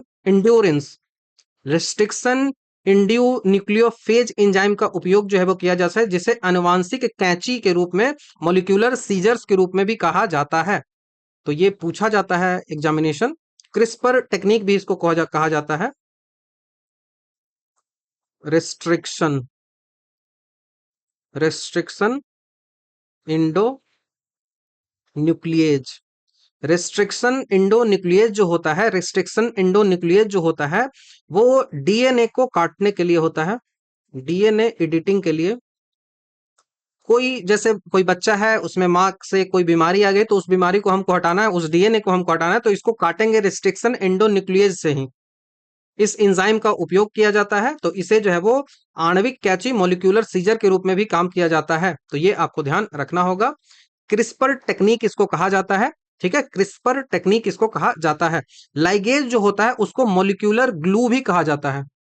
लाइगेज जो होता है, क्योंकि ये जोड़ता है ना डीएनए को, इस कारण से इसको मॉलिक्यूलर ग्लू, ग्लू मतलब गोंद, मॉलिक्यूलर ग्लू, मॉलिक्यूलर गोंद जो है वो इसको कहा जाता है। बाकी लाइपेज की बात करें तो वो तो फैट को पचाने के लिए है। ठीक है। उसके बाद प्रोटोएसेज की बात करें, प्रोटोएसेज की बात करें तो प्रोटोएसेज क्या है? तो प्रोटोएसेज है वो प्रोटीन को पचाने के लिए एंजाइम होता है, प्रोटीन को पचाने वाला एंजाइम होता है। उसके बाद एक्सोन्यूक्लियस की बात करें, एक्सोन्यूक्लियस की बात करें तो यह एंजाइम जो होता है वो डीएनए के एंड्स को काटने का काम करता है, डीएनए के एंड्स को काटने का काम, डीएनए का एंड्स जो होता है उनको काटने का ये काम करता है। ध्यान रखिएगा। नेक्स्ट सवाल की ओर बढ़ते हैं। यदि एक बच्चे को पिता से एक्स गुणसूत्र वंशानुगत प्राप्त होता है तो बच्चा जो है वो क्या होगा? तो 22 जोड़ा तो होता है, उसके बाद ये फीमेल हो गई, 22 जोड़े गुणसूत्र होते हैं, उसके बाद ये मेल हो गया, मेल हो गया। तो 22 और 22 तो यहां से 44 हो गया, 44 जोड़ा हो गया। अब यहां से तो हमेशा एक्स ही आएगा, एक गुणसूत्र आएगा। तो यहां से दो गुणसूत्र आ सकते हैं, दो कंडीशन आ सकता है। पहला एक्स आ सकता है, दूसरा जो है वो वाई आ सकता है। पहला एक्स आएगा, दूसरा वाई। तो जब भी एक्स एक्स आएगा तो वो जो है वो क्या होगी? वो जो है वो डाउटर होगी, बेटी होगी। उसका लिंग जो होगा वो बेटी होगी। और जैसे ही एक्स वाई होगा तो वो जो है वो बेटा होगा। तो यहां से कौन हो गया? तो यहां से जो जेंडर डिसाइड कौन करता है, जेंडर को डिसाइड कौन करता है? तो वो मेल करता है, वो मेल ही जेंडर को डिसाइड करता है। तो ये आपको ध्यान रखना होगा, मेल ही जेंडर को डिसाइड करेगा। तो सेक्स डिटर्मिनेशन जो है वो फादर जो होता है, मेल जो होता है, मेल का स्पर्म ही करता है। नेक्स्ट सवाल की ओर बढ़ जाते हैं। तो ये तो लड़की होगी। मानवों में अनुवांशिक पदार्थ मुख्य रूप से किससे बने हुए होते हैं? तो अनुवांशिक पदार्थ क्या है? अनुवांशिक पदार्थ जो है वो डीएनए है, ऑप्शन नंबर ए। तो मानव और लगभग सभी अन्य जीवों में मुख्य रूप से जो जेनेटिक मटेरियल होता है वो डीऑक्सी राइबोज न्यूक्लिक एसिड ही होता है। डीएनए में ही वह सारी जो है वो कोड होती है, वो सारा जो इन्फॉर्मेशन होता है वो छिपा हुआ था, जो कि माता पिता से लिया जाता है। सेंट्रल डोग्मा की बात करें तो डीएनए जो होता है वो आरएनए में बदलता है, जो ट्रांसक्रिप्शन कहलाता है। आरएनए जो होता है और जो आरएनए होता है वो प्रोटीन बनाता है और उसको ट्रांसक्रिप्शन कहा जाता है। ठीक है, उसको ट्रांसक्रिप्शन कहा जाता है। आरएनए जो होता है वो कुछ वायरसों में आपको देखने को मिलता है। ठीक है, आरएनए प्रोटीन सिंथेसाइजेशन के लिए मुख्य रूप से यूज किया जाता है। और बाकी कार्बोहाइड्रेट तो आपको पता ही है। नेक्स्ट सवाल की ओर बढ़ते हैं। अनुवांशिक में जीन के वैकल्पिक रूप के लिए क्या शब्द यूज किया जाता है? अनुवांशिकी जो होता है, जेनेटिक्स जो होता है, उनमें कौन सा टर्म अल्टरनेटिव फॉर्म यूज किया जाता है जिन के लिए? जिन जो होता है, जो कि फंडामेंटल यूनिट या फिर बेसिक यूनिट आप कह सकते हो, उसके लिए एलील यूज किया जाता है। एलील, ऑप्शन नंबर डी आपको याद रखना है। एलील किसी एक ही जिन के विभिन्न या वैकल्पिक रूप को कहा जाता है। कोई स्पेसिफिक, जैसे डीएनए है, तो डीएनए तो कई सारे पार्टों से मिलकर बना हुआ है, तो उसमें एक जो पार्ट होता है वो जिन होता है। अब इस जिन में एलील होता है, इसका बेसिक जो पार्ट होता है वो एलील होता है। ठीक है, तो ये आपको ध्यान रखना होगा। उदाहरण के लिए यदि एक जिन जो है वो लंबाई तय करता है, तो उसका एक जो एलील होगा ना वो पौधे को लंबा कर सकता है, और दूसरा एलील जो होगा ना वो उसको पौधे को बौना कर सकता है। तो एलील डिफरेंट डिफरेंट हो सकते हैं। उदाहरण आपने देखा कि पौधे का जिन है जो उसको लंबा कर सकता है, तो उसी में एक जो एलील होगा वो लंबा करेगा, एक जो एलील होगा वो छोटा करेगा। तो एलील अब आपको समझ में आ गया होगा। एलील जो होता है, यदि दोनों एलील समान हो तो आपको लंबा लंबा, या फिर वो एलील जो होगा वो छोटा छोटा होगा, तो इसको जो है वो सम युग्मजी बोलते हैं, होमोजाइगस कहा जाता है। यदि दोनों एलील अलग अलग हो, जैसे टी और टी, जैसे देखो ये टी है, ये टी है, तो ये एलील जो है वो अलग अलग हो गया, तो इसको जो है वो हेट्रोजाइगस कहते हैं। और समान यदि हो, टी टी हो या फिर टी टी हो, तो ये जो होगा होमोजाइगस, होमोजाइगस कहते हैं। ध्यान रखिएगा। नेक्स्ट सवाल की ओर बढ़ते हैं। देखो, मैं क्रॉसिंग ओवर के बारे में चर्चा भी कर रहा था और वीडियो में मैंने बताया भी है, क्रॉसिंग ओवर कब होता है। क्रॉसिंग ओवर कब होता है? तो जब भी अनुवांशिक जो जेनेटिक मटेरियल है उसका एक्सचेंज होता है तो वो क्रॉसिंग ओवर कहलाता है। ठीक है, क्रॉसिंग ओवर जो है वो कहलाता है। जब हम अर्धसूत्री विभाजन करते हैं, मियोसिस करते हैं, तो मियोसिस का ये मेन पार्ट है। मियोसिस का पार्ट है। मियोसिस जो प्रक्रिया होती है उसमें होता है, जिसमें होमोलोगस जो क्रोमोसोम होता है, समजात गुणसूत्र जो होते हैं, वो आपस में अनुवांशिक जो जेनेटिक मटेरियल होता है उसको एक्सचेंज करते हैं, और इसी प्रक्रिया के कारण पिता माता के लक्षणों का नया संयोजन बनता है, और जो है वो संतानों में वेरिएशंस लाता है। इसी कारण से तो माता पिता जो होते हैं उसके जैसे ही संतान नहीं होते हैं, उसमें डिफरेंसेस होते हैं, तो इसी कारण से इवोल्यूशन भी होता है। तो ये आपको क्रॉसिंग ओवर याद रखना है, अर्धसूत्री विभाजन में होता है, मियोसिस में होता है। ठीक है, क्रॉसिंग ओवर जो होता है वो अर्धसूत्री विभाजन एक जो होता है उसमें प्रोफेज, प्रोफेज में भी कौन सा पार्ट, तो पैकेटीन जो अवस्था होती है वहां पे होता है। देखो मैं ऐसे बताता हूं, ये जो है वो अर्धसूत्री विभाजन है, अर्धसूत्री विभाजन है। अब ये अर्धसूत्री विभाजन जो होता है वो दो टाइप के होते हैं।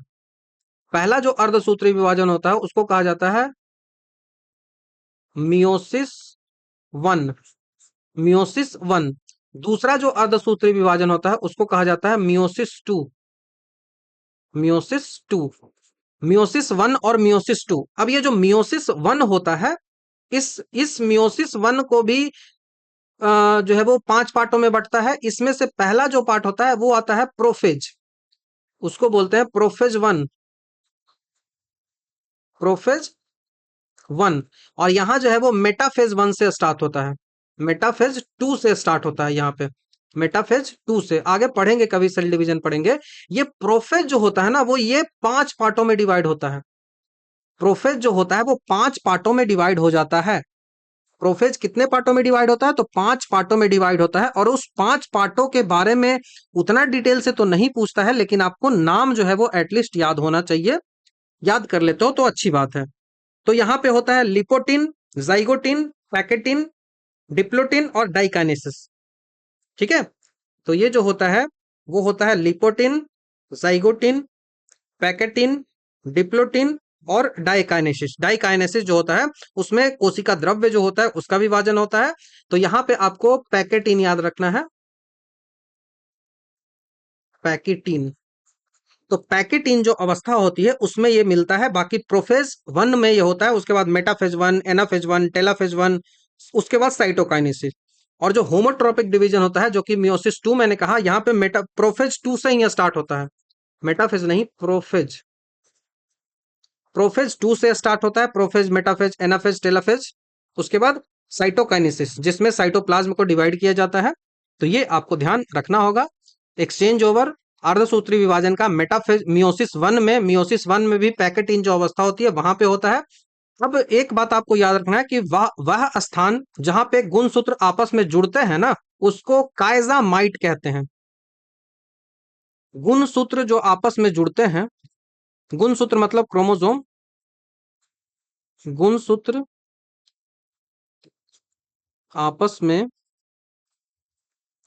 जुड़ते हैं, तो गुणसूत्र जो आपस में जुड़ते हैं इसको क्या कहा जाता है, तो गुणसूत्र जो आपस में जुड़ते हैं उस स्थान को बोला जाता है कायजमाटा, कायजमाटा उसको कहा जाता है। सवाल पूछा गया है, आगे भी पूछा जाएगा, ध्यान रखिएगा। ठीक है, गुणसूत्रों का डुप्लीकेशन जो दोहराव होता है या फिर गुणसूत्र जो है वो खत्म हो जाते हैं, डिलीटेशन जो होता है, वो वास्तव में अनुवांशिक म्यूटेशन का ही एक प्रकार है जो सामान्यतः क्रॉसिंग ओवर का हिस्सा नहीं होता है। ये आपको ध्यान रखना होगा। नेक्स्ट सवाल की ओर बढ़ते हैं। कायिक प्रवर्धन, वेजिटेटिव प्रोपोगेशन जो होता है, इसमें पौधे के जो पत्तियां होती है उनसे या फिर पौधे की जो टहनियां होती है उनसे रिप्रोडक्शन होकर नया पौधा बनता है। तो ये इस प्रकार उत्पन्न सभी पौधे जो होते हैं वो कैसा, तो ये एकदम जेनेटिकली सिमिलर होंगे, एकदम जेनेटिकली वो सिमिलर होंगे, तो जेनेटिकली आइडेंटिकल होंगे। ठीक है, वो आनुवांशिक रूप से वो क्या होंगे, समान होंगे, जेनेटिकली आइडेंटिकल होंगे, एक दूसरे के समान होंगे, क्योंकि क्रॉसिंग ओवर तो होता नहीं है। वेजिटेटिव प्रोपोगेशन जो होता है वो एक असेक्सुअल रिप्रोडक्शन है, जिसमें जड़, तना, पत्ती, इन सब से पौधे बन जाते हैं। जैसे कि गुलाब आप लगा दे हो, ब्रायोफिलम एक पौधा है, उसको याद रख लेना, अब उसकी पत्तियों से हो जाता है। चूंकि यहाँ पे अलग अलग पौधे के डीएनए नहीं मिलते हैं, इस कारण से जो भी बनेगा वो जेनेटिकली आइडेंटिकल होगा, तो सीधी बात कह लो कि वो क्लोन होगा। जैसे आलू की आंख जो होता है वो तने का पार्ट होता है, ब्रायोफिल्म की जो पत्तियां होती है उसमें ये देखने को आपको मिलेगा। गन्ना का जो तना होता है उसमें भी कायिक प्रवर्धन आपको देखने को मिलेगा। इसका उपयोग आपको व्यावसायिक रूप से अच्छे लक्षणों वाले पौधे जैसे कि बिना बीज वाले अंगूर, केले, इन सब के लिए जेनेटिक मॉडिफाइड करके बनाया गया है। तो ये आपको ध्यान रखना होगा। अब जेनेटिकली डिसिमिलर की बात करें, एक दूसरे से डिसिमिलर कब होगा, तो यह केवल और केवल सेक्सुअल रिप्रोडक्शन में ही होगा, जहां बीज के माध्यम से नए पौधे बनते हैं, तो वहां पे डिसिमिलर आपको देखने को मिलेगा। 107 नंबर जो सवाल है उसकी ओर बढ़ते हैं।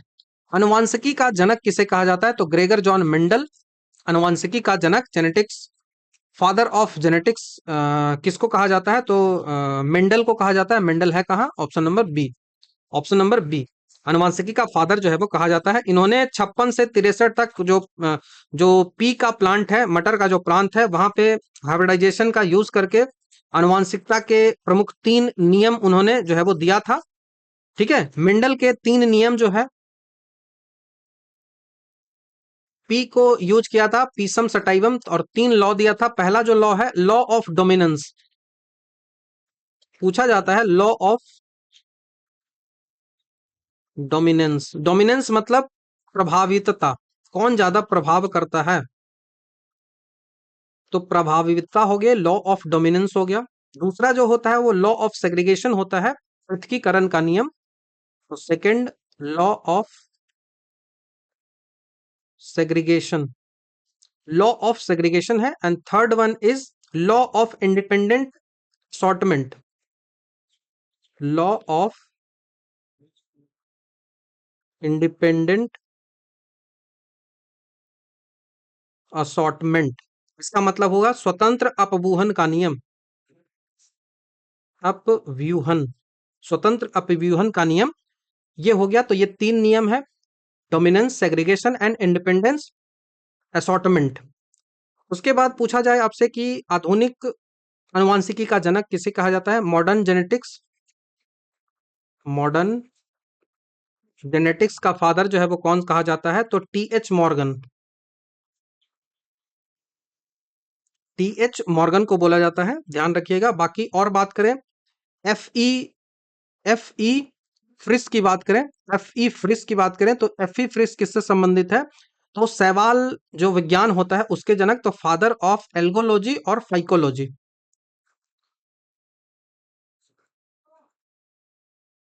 फादर ऑफ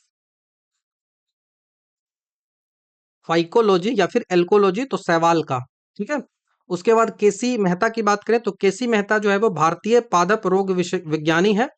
इन्होंने गेहूं में जो रस्ट रोग है उस पे शोध किया था, गेहूं का रस्ट रोग है उसमें इन्होंने हेल्प किया था। उसके बाद बी साहनी, बिरबल साहनी जो है वो भारतीय पुरातत्विक विज्ञान, इंडियन पेलियो बायोलॉजी जो है उसके फादर हैं, Indian paleo botany not biology, ध्यान रखिएगा। नेक्स्ट सवाल की ओर बढ़ जाते हैं। नेक्स्ट सवाल जो पूछा जा रहा है वो सेक्स डिटर्मिनेशन को लेकर पूछा जा रहा है, कैसे होता है, तो एक्स वाई से होता है, ऑलरेडी बता दिया है। एक्स एक्स और एक्स वाई प्रकार का जो सेक्स डिटर्मिनेशन सिस्टम होता है हमारे यहाँ, मतलब ह्यूमन में हम बात कर रहे हैं। तो यहाँ पे होमोगैमेट्स कितने होते हैं, तो होमोगैमेट्स 22 जोड़े होते हैं, एक्स एक्स। ठीक है। और जो आपको मेल जो होता है वहां पे हेट्रोगैमेट्स जो होता है वो एक्स वाई होता है, तो होमोगैमेट्स हेट्रोगैमेट्स आपको याद रखना है। बाकी बात करें तो वाई जो होता है गुणसूत्र, एक विशेष जीन होता है जिसे SRY जीन कहते हैं, सेक्स डिटरमिनेटिंग रीजनल कहा जाता है। यही जो है इसके कारण ही जीन जो है वो डिसाइड होता है, तो SYR SRY भी इसे कहा जाता है, sex determining reason, sex determining reason, SRY, sex determining reason. तो मेल जो होता है उसके स्पर्म में ये मिलता है। उसके बाद हम और बात कर लें कि XO कहाँ मिलता है। XO जो होता है वो ग्रास हॉपर और कुछ जो कीट होते हैं वहां पे मिलता है, तो कीट और ग्रास हॉपर टिड्डे जो होते हैं उसमें मिलता है, ग्रास हॉपर में मिलता है। उसके बाद ZW प्रकार का जो सेक्स मिलता है, यह जो मिलता है वो बर्ड्स में मिलता है, पक्षियों में मिलता है और रेप्टाइल्स में मिलता है। ठीक है, बर्ड्स, पक्षी, रेप्टाइल्स, बर्ड्स हो गया, पक्षी हो गया, उसके बाद जो है वो फिश हो गया, मछली जो हो गया, और उसके बाद जो है वो रेप्टाइल हो गया, मत्स्य वर्ग हो गया, उसके बाद सरीसृपी वर्ग हो गया।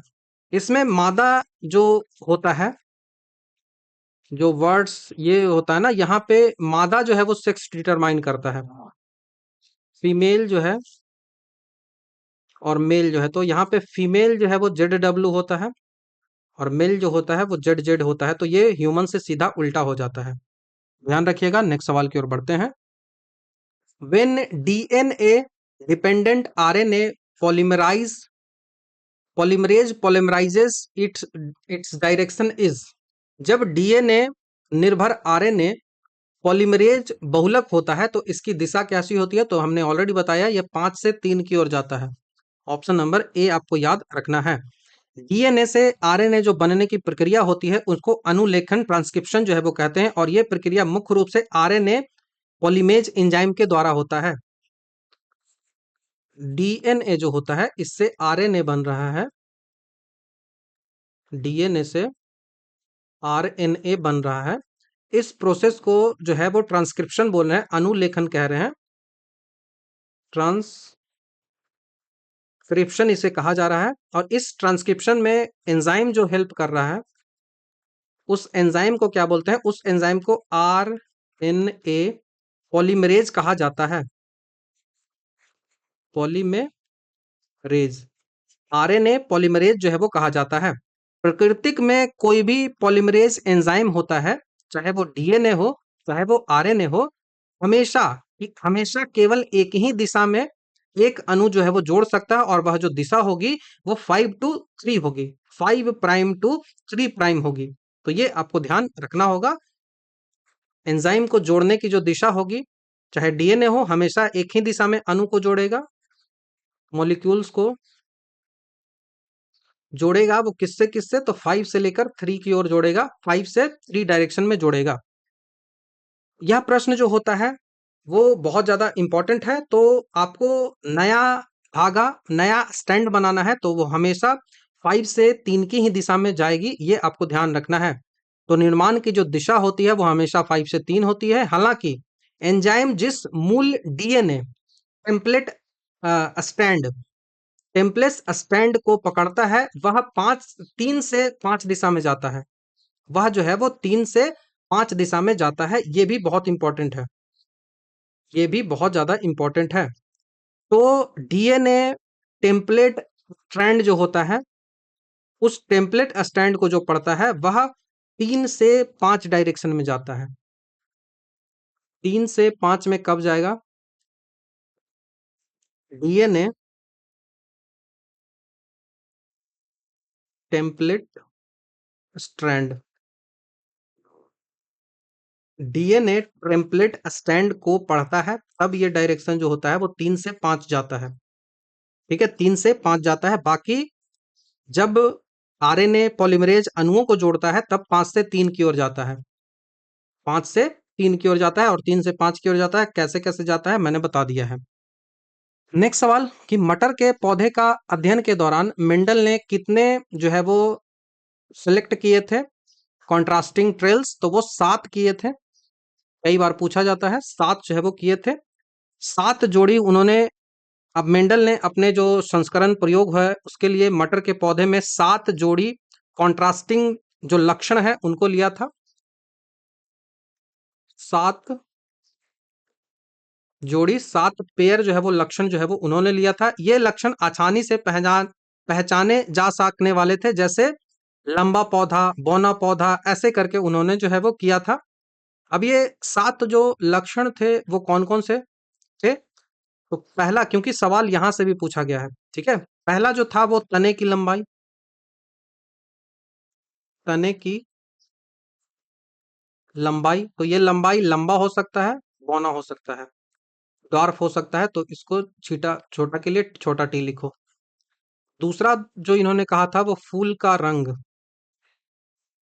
तने की लंबाई हो गई, फूल का रंग जो होगा वो कैसा होगा? तो वो बैगनी हो सकता है या तो सफेद हो सकता है। सवाल यहां से पूछा गया है।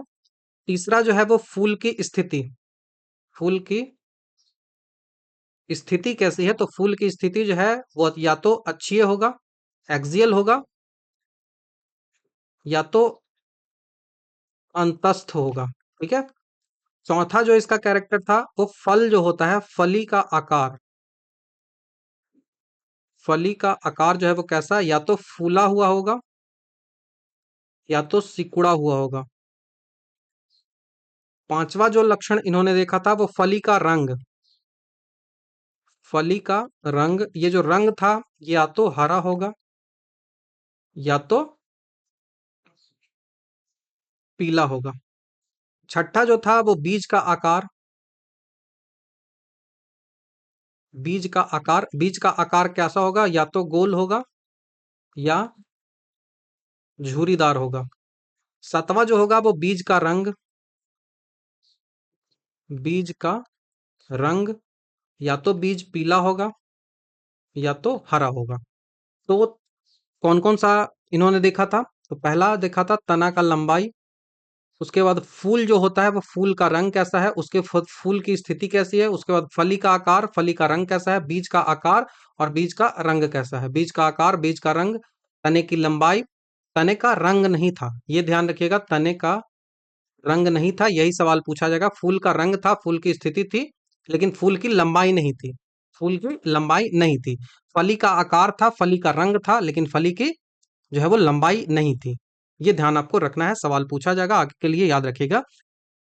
बाकी मटर का वैज्ञानिक नाम पीसम सटाइवम होता है, और मेंडल ने मटर को इसीलिए चुना था क्योंकि इसका जो जीवन चक्र होता है वो बहुत छोटा होता है, और इसे जो है वो इसमें सेल्फ पॉलिनेशन भी आसानी से हो जाता है। तो अ, जो जो प्रयोग करना है वो आसानी से किया जा सकेगा। नेक्स्ट सवाल की ओर बढ़ते हैं। डीएनए में एकल क्षारक युग्म के परिवर्तन को कहते हैं, single base pair of DNA जो चेंज होता है उसको क्या कहा जाता है, तो इसको जो है वो पॉइंट म्यूटेशन कहा जाता है, पॉइंट म्यूटेशन, ऑप्शन नंबर ए, पॉइंट म्यूटेशन। जब डीएनए श्रृंखला में केवल एक जो है वो केवल एक एकल क्षारक सिंगल बेस पेयर में कोई बदलाव, जैसे एडेनिन की जगह गुआनिन आता है, तो वह जो है वो बिंदु उत्परिवर्तन कहलाता है, पॉइंट म्यूटेशन जो है वो कहलाता है। ठीक है। सिंगल बेस पेयर जो होता है वो पॉइंट म्यूटेशन कहलाता है, याद रखिएगा, एडानिन की जगह गुआनिन आ जाएगा। बिंदु उत्परिवर्तन का सबसे प्रसिद्ध उदाहरण आपको देखने को मिलेगा सिकल सेल एनीमिया में। सिकल सेल एनीमिया जिसको 1947 तक भारत से खत्म भी करना है, इसमें आरबीसी जो होता है उसका स्ट्रक्चर चेंज होता है। तो सिकल सेल जो एनीमिया होता है इसमें जिसमें एक बेस बदलने के कारण ग्लूटामिन एसिड की जगह वेलिन नामक अमीनो एसिड बन जाता है, और जो आरबीसी जो होता है वो हंसिया के आकार का हो जाता है। तो पॉइंट म्यूटेशन का एग्जाम्पल कौन सा है, sickle cell anaemia, sickle cell anaemia. इसमें जो आरबीसी का शेप होता है वो कैसा हो जाता है, तो सिक्कल के जैसा हो जाता है। सिक्कल मतलब हंसिया जो होता है उस हंसिया के जैसा ये हो जाता है। इसमें होता क्या है, तो एक बेस सिर्फ बदलता है, ग्लूटामिन एसिड की जगह वेलिन नामक एसिड आ जाता है। ग्लूटामिन एसिड के स्थान पर इंस्टेड ऑफ ग्लूटामिन कौन सा आ जाता है, तो वेलिन आ जाता है, वेलिन अमीनो एसिड आ जाता है, अमीनो एसिड आ जाता है, और इसी कारण से ये जो है वो आरबीसी जो है वो सिक्कल जैसा हो जाता है, हंसिया जैसा हो जाता है। ध्यान रखिएगा, पूछा जाता है, सवाल आगे भी पूछा जाएगा। बाकी फ्रेम शिफ्ट म्यूटेशन की बात करें, frame shift mutation, frame shift mutation होता है जब एक या दो बेस जुड़ते या हटते हैं, जिससे पूरा पढ़ने का जो फ्रेम है, रीडिंग फ्रेम ही बदल जाता है। तो इसमें जो है वो एकल क्षारक युग्म नहीं बदलता है, इसमें जो है वो क्या होता है, एक या दो बेस जो है वो जुड़ते या हटते हैं, इस कारण से रीडिंग फ्रेम ही बदल जाता है। उसके बाद जो दूसरा है वो बकवास उत्परिवर्तन, नॉनसेन एक परिवर्तन। यह एक ऐसा म्यूटेशन है जिसमें जिससे बीच में ही स्टॉप कोडेन बन जाता है और प्रोटीन बनना रुक जाता है। जब सेल डिवीजन पढ़ेंगे ना तो ये पढ़ना होता है, तो यहाँ पे स्टॉप कोडेन बन जाता है, स्टॉप कोंडेन बन जाता है और प्रोटीन रुक जाता है। प्रोटीन फॉर्मेशन जो है वो रुक जाता है, इसके कारण सेल डिवीजन ही रुक जाता है। इन्वर्जन विलोम परिवर्तन जो होता है जब क्रोमोसोम का कोई हिस्सा टूटकर 180 डिग्री घूमकर वापस जुड़ जाता है। तो 180 डिग्री घूमकर जुड़ना क्रोमोसोम का, ध्यान रखिएगा। नेक्स्ट सवाल की ओर बढ़ते हैं। फिर से मेंडल है। मेंडल के प्रयोग में जो फर्स्ट जनरेशन पीढ़ी था, फर्स्ट पीढ़ी के स्वपरागित करने पर जो सेकंड पीढ़ी में लंबे और बौने पौधे किस अनुपात में प्राप्त हुए थे, ये पूछा जाता है। तो लंबे पौधे और बौने पौधे, लंबे जो 3 थे और बौने जो थे वो 1 थे। तो मेंडल के मोनो हाइब्रिड क्रॉस एकल संकरण में जब फर्स्ट पीढ़ी में सभी संकरण जो थे वो लंबे पौधे का आपस में सेल्फ पॉलिनेशन कराया गया, तो F2 पीढ़ी में जो लंबे पौधे जो थे वो 3 बने थे और जो ड्वार्फ बने थे वो 1 बने थे। ठीक है, तो ये आपको ध्यान रखना है। तो फिनोटाइप ये होता है। फिनोटाइप क्या होता है? वह रूप जो बाहर से दिखता है, जैसे लंबा, बौना। उसके बाद जीनोटाइप होता है, वो जीन का अनुवांशिक कोड होता है, जैसे T T T T T T, ऐसे T T T T T T. ये जो क्या हुआ, ये जो है वो अनुवांशिक कोड हो गया, जीनोटाइप हो गया। फिनोटाइप क्या होता है? तो बाहर से लंबा है या फिर बौना है, बस। ठीक है, लंबा है या फिर बौना है, तो आपको ध्यान रखना होगा। फिनोटाइप जो होता है वो बाहरी अनुपात होता है, 3 और 1 में होता है। फिनोटाइप बाहरी अनुपात होता है, 3 और 1 में होता है, ये आपको ध्यान रखना होगा, पूछा जाता है। वो जो मेंडल होता है, मेंडल ने मोनो हाइब्रिड क्रॉस, पहला क्रॉस उसने क्या करवाया था? Mono hybrid, mono hybrid cross. ये मोनो हाइब्रिड क्रॉस होता है, यहाँ पे प्योर शुद्ध लंबा लिया था, प्योर ड्वार्फ लिया था, उसका संकरण करवाया। उसके बाद आपको क्या मिलता है? तो उसके बाद फर्स्ट पीढ़ी था, सेकंड पीढ़ी था, थर्ड पीढ़ी था, तो उतना हमें नहीं जाना है। हम सीधा सा फॉर्मूले है, जो रेशियोज है उनको देखते हैं। तो यहाँ पे आपको याद रखना है, जो फिनोटाइप रेशियो होगा F2 का, F2 का फिनोटाइप रेशियो जो होगा वो 3:1 होगा, टॉल और ड्वार्फ। अब इसी F2 का जो जीनोटाइप होगा, जीनोटाइप रेशियो जो होगा वो कितना होगा? 1:1। ये भी सवाल पूछा गया है, 1:1।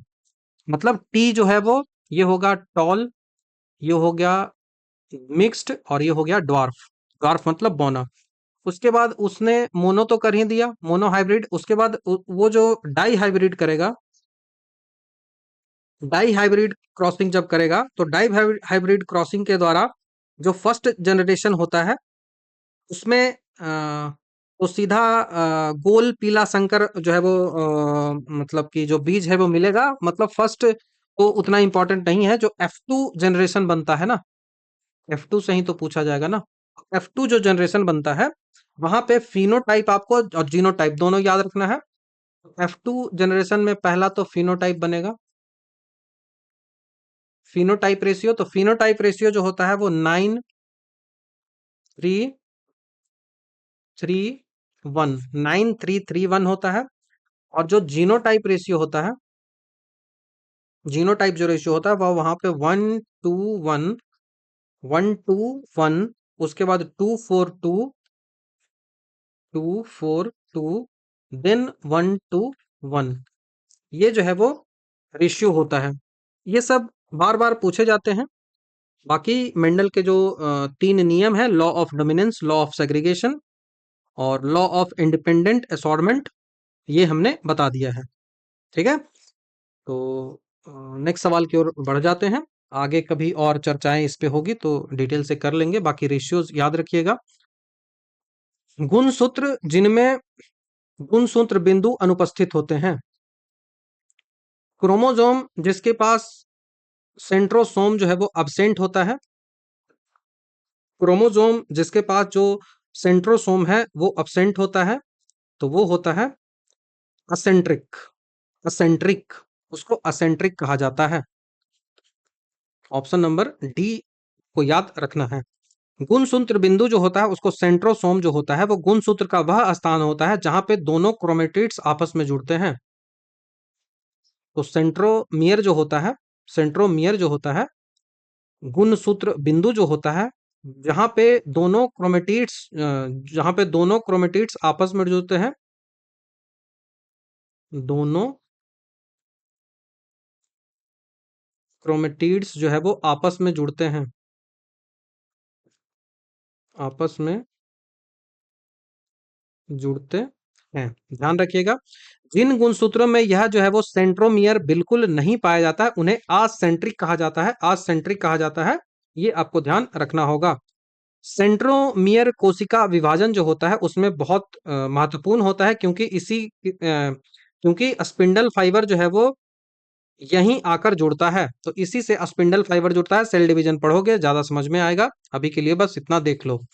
उसके बाद मेटासेंट्रिक की बात करें तो इसमें सेंट्रोमियर बिल्कुल बीच में होता है। मेटासेंट्रिक की बात करें तो सेंट्रोमियर जो है वो बीच में होता है, तो वी शेप इसका रहता है, शेप जो होता है इसका वी होता है। उसके बाद जो नेक्स्ट है वो एक्रोसेंट्रिक है। एक्रोसेंट्रिक का जो सेंट्रोमियर होता है वो किनारे पर होता है, किनारे पर। उसके बाद टेलोसेंट्रिक का जो सेंट्रोमियर होता है वो अंतिम छोर पर होता है, अंतिम छोर पर होता है। ध्यान रखिएगा, बाकी आगे आएगा कुछ तो डिस्कस करेंगे। वंशागत का क्रोमोसोमवाद का सिद्धांत जो है वो किसने प्रस्तुत किया था? क्रोमोसोमल थ्योरी ऑफ इनहेरिटेंस जो है वो किसने, तो ये दिया था सटन और बोवेरी ने, सटन और बोवेरी ने। सटन और बोवेरी, और सटन शायद बी और सी दोनों दिया हुआ है, बोवेरी और सटन, तो सटन और बेबोरी ने दिया था। ध्यान रखना है, ये भी सही है, ये भी सही है। वॉटसन वॉल्टर सटन और थियोडोर बोवेरी जो था उसने क्रोमोसोमल थ्योरी ऑफ इनहेरिटेंस जो है वो दिया था। इस सिद्धांत के अनुसार जीन जो होता है, जीन क्रोमोसोम पर स्थित होता है और कोशिका विभाजन के दौरान गुणसूत्रों का व्यवहार ही मेंडल के नियमों की व्याख्या करता है। इस क्रोमोसोमल सिद्धांत को प्रायोगिक रूप से टीएच मॉर्गन ने सबसे पहले जो है वो प्रयोग करके दिखाया था। जो डॉर्सल फ्लाई होता है, फ्रूट फ्लाई होता है, उसमें इसको सिद्ध किया था पहली बार। वॉटसन एंड क्रिक ने डीएनए का डबल हेलिकल स्ट्रक्चर है उसको खोजा था। उसके बाद नीरेनबर्ग और खुराना जो था, इन्होंने जेनेटिक कोड को देखा था। नीरेनबर्ग और खुराना भारत के हैं, खुराना, जेनेटिक कोड को, Watson and Crick double helical structure को। नेक्स्ट सवाल की ओर बढ़ते हैं। आनुवंशिकता की सबसे छोटी इकाई जीन है। आनुवंशिकता की सबसे छोटी इकाई जीन है, जिनको आनुवंशिकता की फंडामेंटल यूनिट जो है वो कहा जाता है। डीएनए के छोटे छोटे जो सेगमेंट्स होते हैं, जिनमें विशेष प्रोटीन बनाने के लिए कोड्स होते हैं, वही जो है वो जिन कहलाता है। यहीं पे सारे लक्षण जो है वो देखने को मिलते हैं। जिन शब्द जो है वो सबसे पहले विल्हेम जोहानसन ने प्रयोग किया था। जिन जो शब्द है सबसे पहले किसने किया था, तो विल्हेम जोहानसन,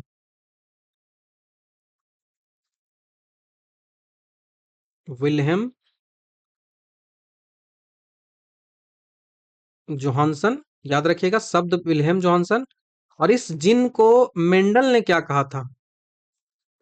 इस जिन को मेंडल ने फैक्टर कहा था, कारक, फैक्टर इसको कहा था। बाकी न्यूरॉन की बात करें तो वो नर्वस सिस्टम से संबंधित है। म्यूटोन की बात करें तो डीएनए का सबसे छोटा हिस्सा जिसमें म्यूटेशन होता है,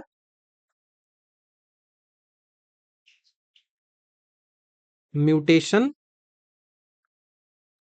होता है डीएनए का सबसे छोटा,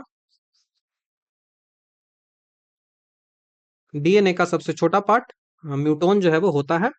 उसके बाद एक्सॉन की बात करें तो वह ये जो है वो एक्सॉन जो है वो, ये एक्सॉन और ये एक्सॉन दोनों अलग है। एक एक्सॉन न्यूरॉन से संबंधित है और ये जो न्यूरॉन है, ये जो एक्सॉन है वो जीन से संबंधित है। यह जीन का वह पार्ट होता है जो प्रोटीन बनाने के लिए कोड करता है, तो ये आपको ध्यान रखना है। तो ये जो एक्सॉन है, तो ये जीन का पार्ट होता है, पार्ट ऑफ जीन। जो प्रोटीन बनाने के लिए कोड करता है, प्रोटीन के लिए कोड करता है, प्रोटीन के लिए ये कोड करता है। इसके विपरीत इंट्रॉन जो होता है वो नॉन कोडिंग होता है। इंट्रॉन जो होता है वो कोड नहीं करता है, नॉन कोडिंग होता है। ध्यान रखिएगा। नेक्स्ट सवाल की ओर बढ़ते हैं।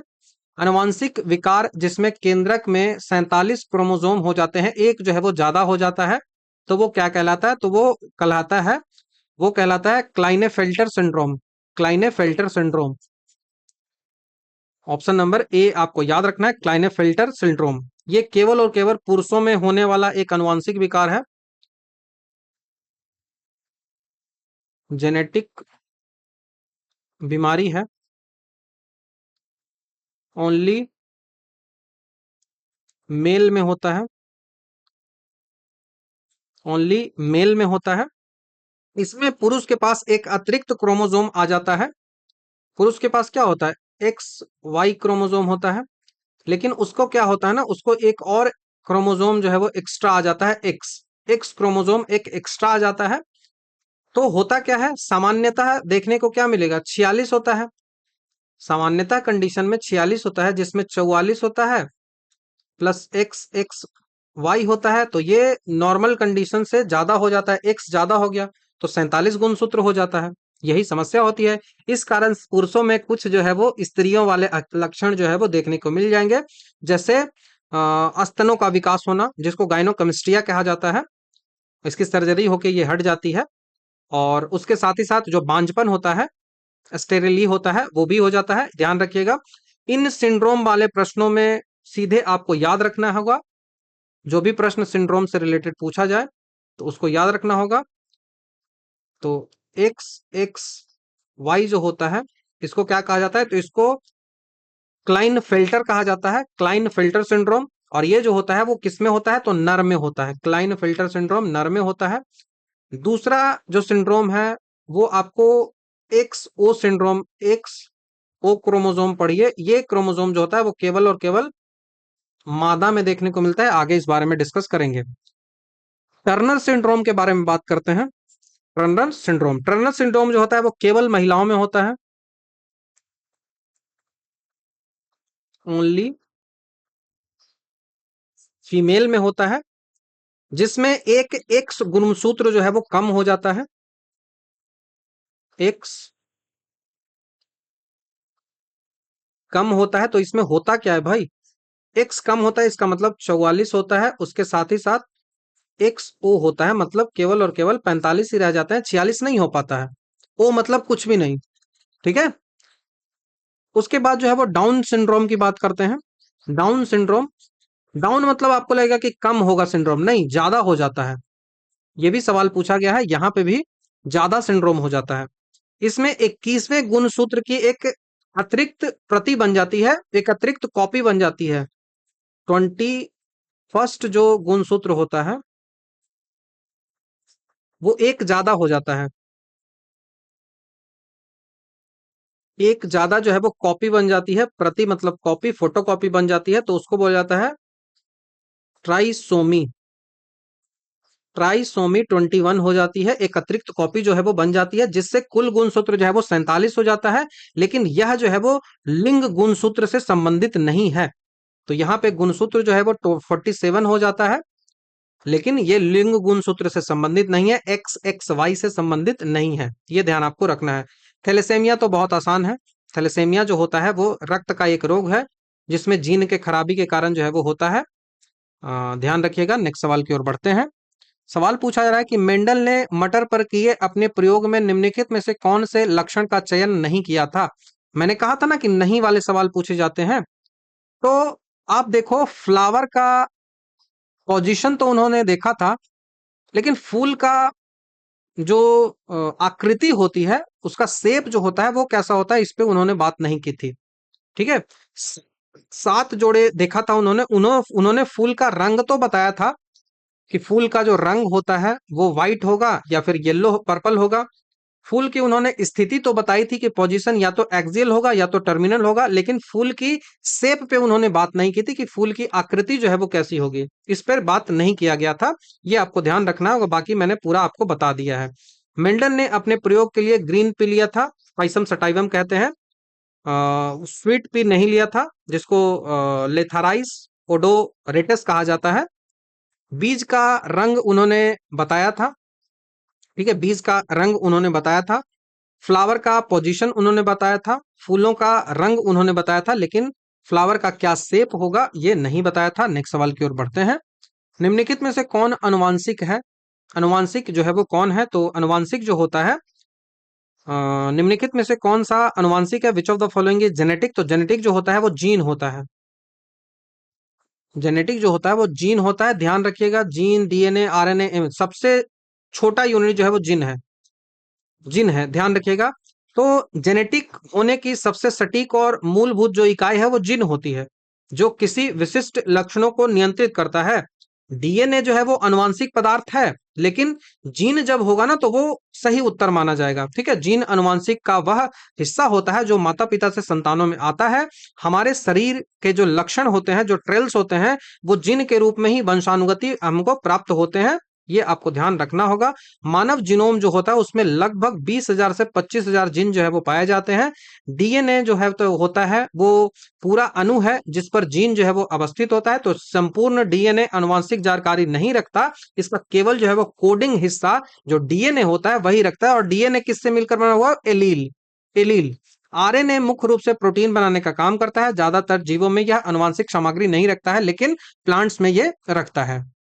गैमीट की बात करें कि गैमीट की शुद्धता के नियम का प्रतिपादन जो है वो किसने किया था? तो गैमीट की शुद्धता का नियम जो है वो मेंडल ने दिया था, ऑप्शन नंबर बी। मेंडल के अनुवांशिक के दूसरा नियम जो लॉ ऑफ सेग्रीगेशन है, उसको ही law of purity and gametes कहा जाता है। मेंडल का जो नियम था, दूसरा नियम जो मेंडल का था, जो लॉ ऑफ सेग्रीगेशन है, law of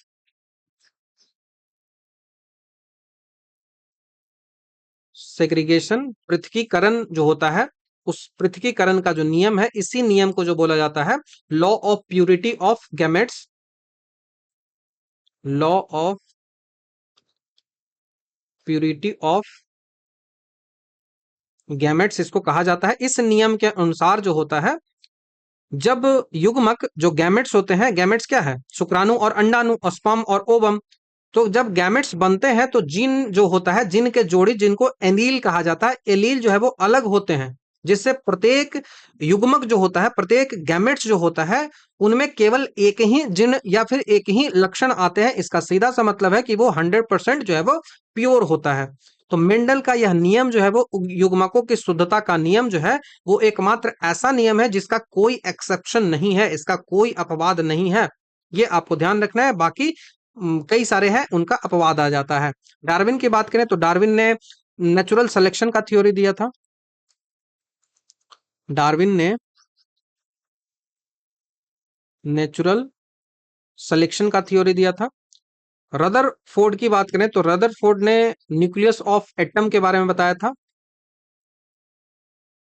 nucleus of atom के बारे में बताया था। मेंडलीफ की बात करें तो मेंडलीफ ने पीरियोडिक टेबल दिया था, पीरियोडिक टेबल जो है वो बनाया था। ये आपको ध्यान रखना है। Theory of nucleus of atom, Rutherford, Mendeleev periodic table, और डार्विन जो है वो नेचुरल सिलेक्शन। और मेंडल जो है 3 नियम, लॉ ऑफ सेग्रीगेशन। बाकी 2 नियम मैंने ऑलरेडी आपको डिस्कस कर दिया है। नेक्स्ट सवाल और इस सेट का लास्ट सवाल की ओर बढ़ते हैं। जेनेटिक कोड की खोज किसने की थी? जेनेटिक कोड की खोज हरगोविंद खुराना ने की थी। Hargobind Khurana, option number B आपको ध्यान रखना होगा। हरगोविंद खुराना ने मार्शल नीरेनबर्ग और रॉबर्ट होली, ये भी याद रखना है, मार्शल नीरेनबर्ग और रॉबर्ट होली, मार्शल रीनेरबर्ग और रॉबर्ट होली के साथ मिलकर जो है जेनेटिक कोड को डिकोड किया था। उन्होंने यह पता लगाया था कि डीएनए के जो न्यूक्लियोटाइड होता है वो किस प्रकार के प्रोटीन मतलब अमीनो एसिड बनाने का निर्देश देते हैं, और उन्होंने प्रयोगशाला में सबसे पहला कृत्रिम जिन भी बनाया था। इन्होंने आर्टिफिशियल जिन भी बनाया था, आर्टिफिशियल जिन भी बनाया था, ये आपको ध्यान रखना होगा। इस महान खोज के लिए हरगोविंद खुराना है, उनको नोबेल प्राइज मेडिसिन में दिया गया था। जेनेटिक कोड में टोटल 54 कोडोन्स जो है वो होते हैं, जो 20 अमीनो एसिड के लिए कोड तैयार करते हैं। तो जो जेनेटिक कोड होता है वहां पे 64 कोडोन्स होते हैं, 64 कोडोन्स होते हैं, जो कि 20 अमीनो एसिड के लिए कोड तैयार करते हैं, कोड लिखते हैं। सीधी सी बात ऐसे समझ लो, कोड लिखते हैं। तो ये आपको ध्यान रहेगा, ठीक है। तो ये रहा पूरा वीडियो पार्ट नंबर 4 का, जहां पे हमने काफी डिटेल से 30 जो क्वेश्चंस है उनको डिस्कस किया। तो thank you very much. Next video में आपसे जल्द ही मिलता हूं।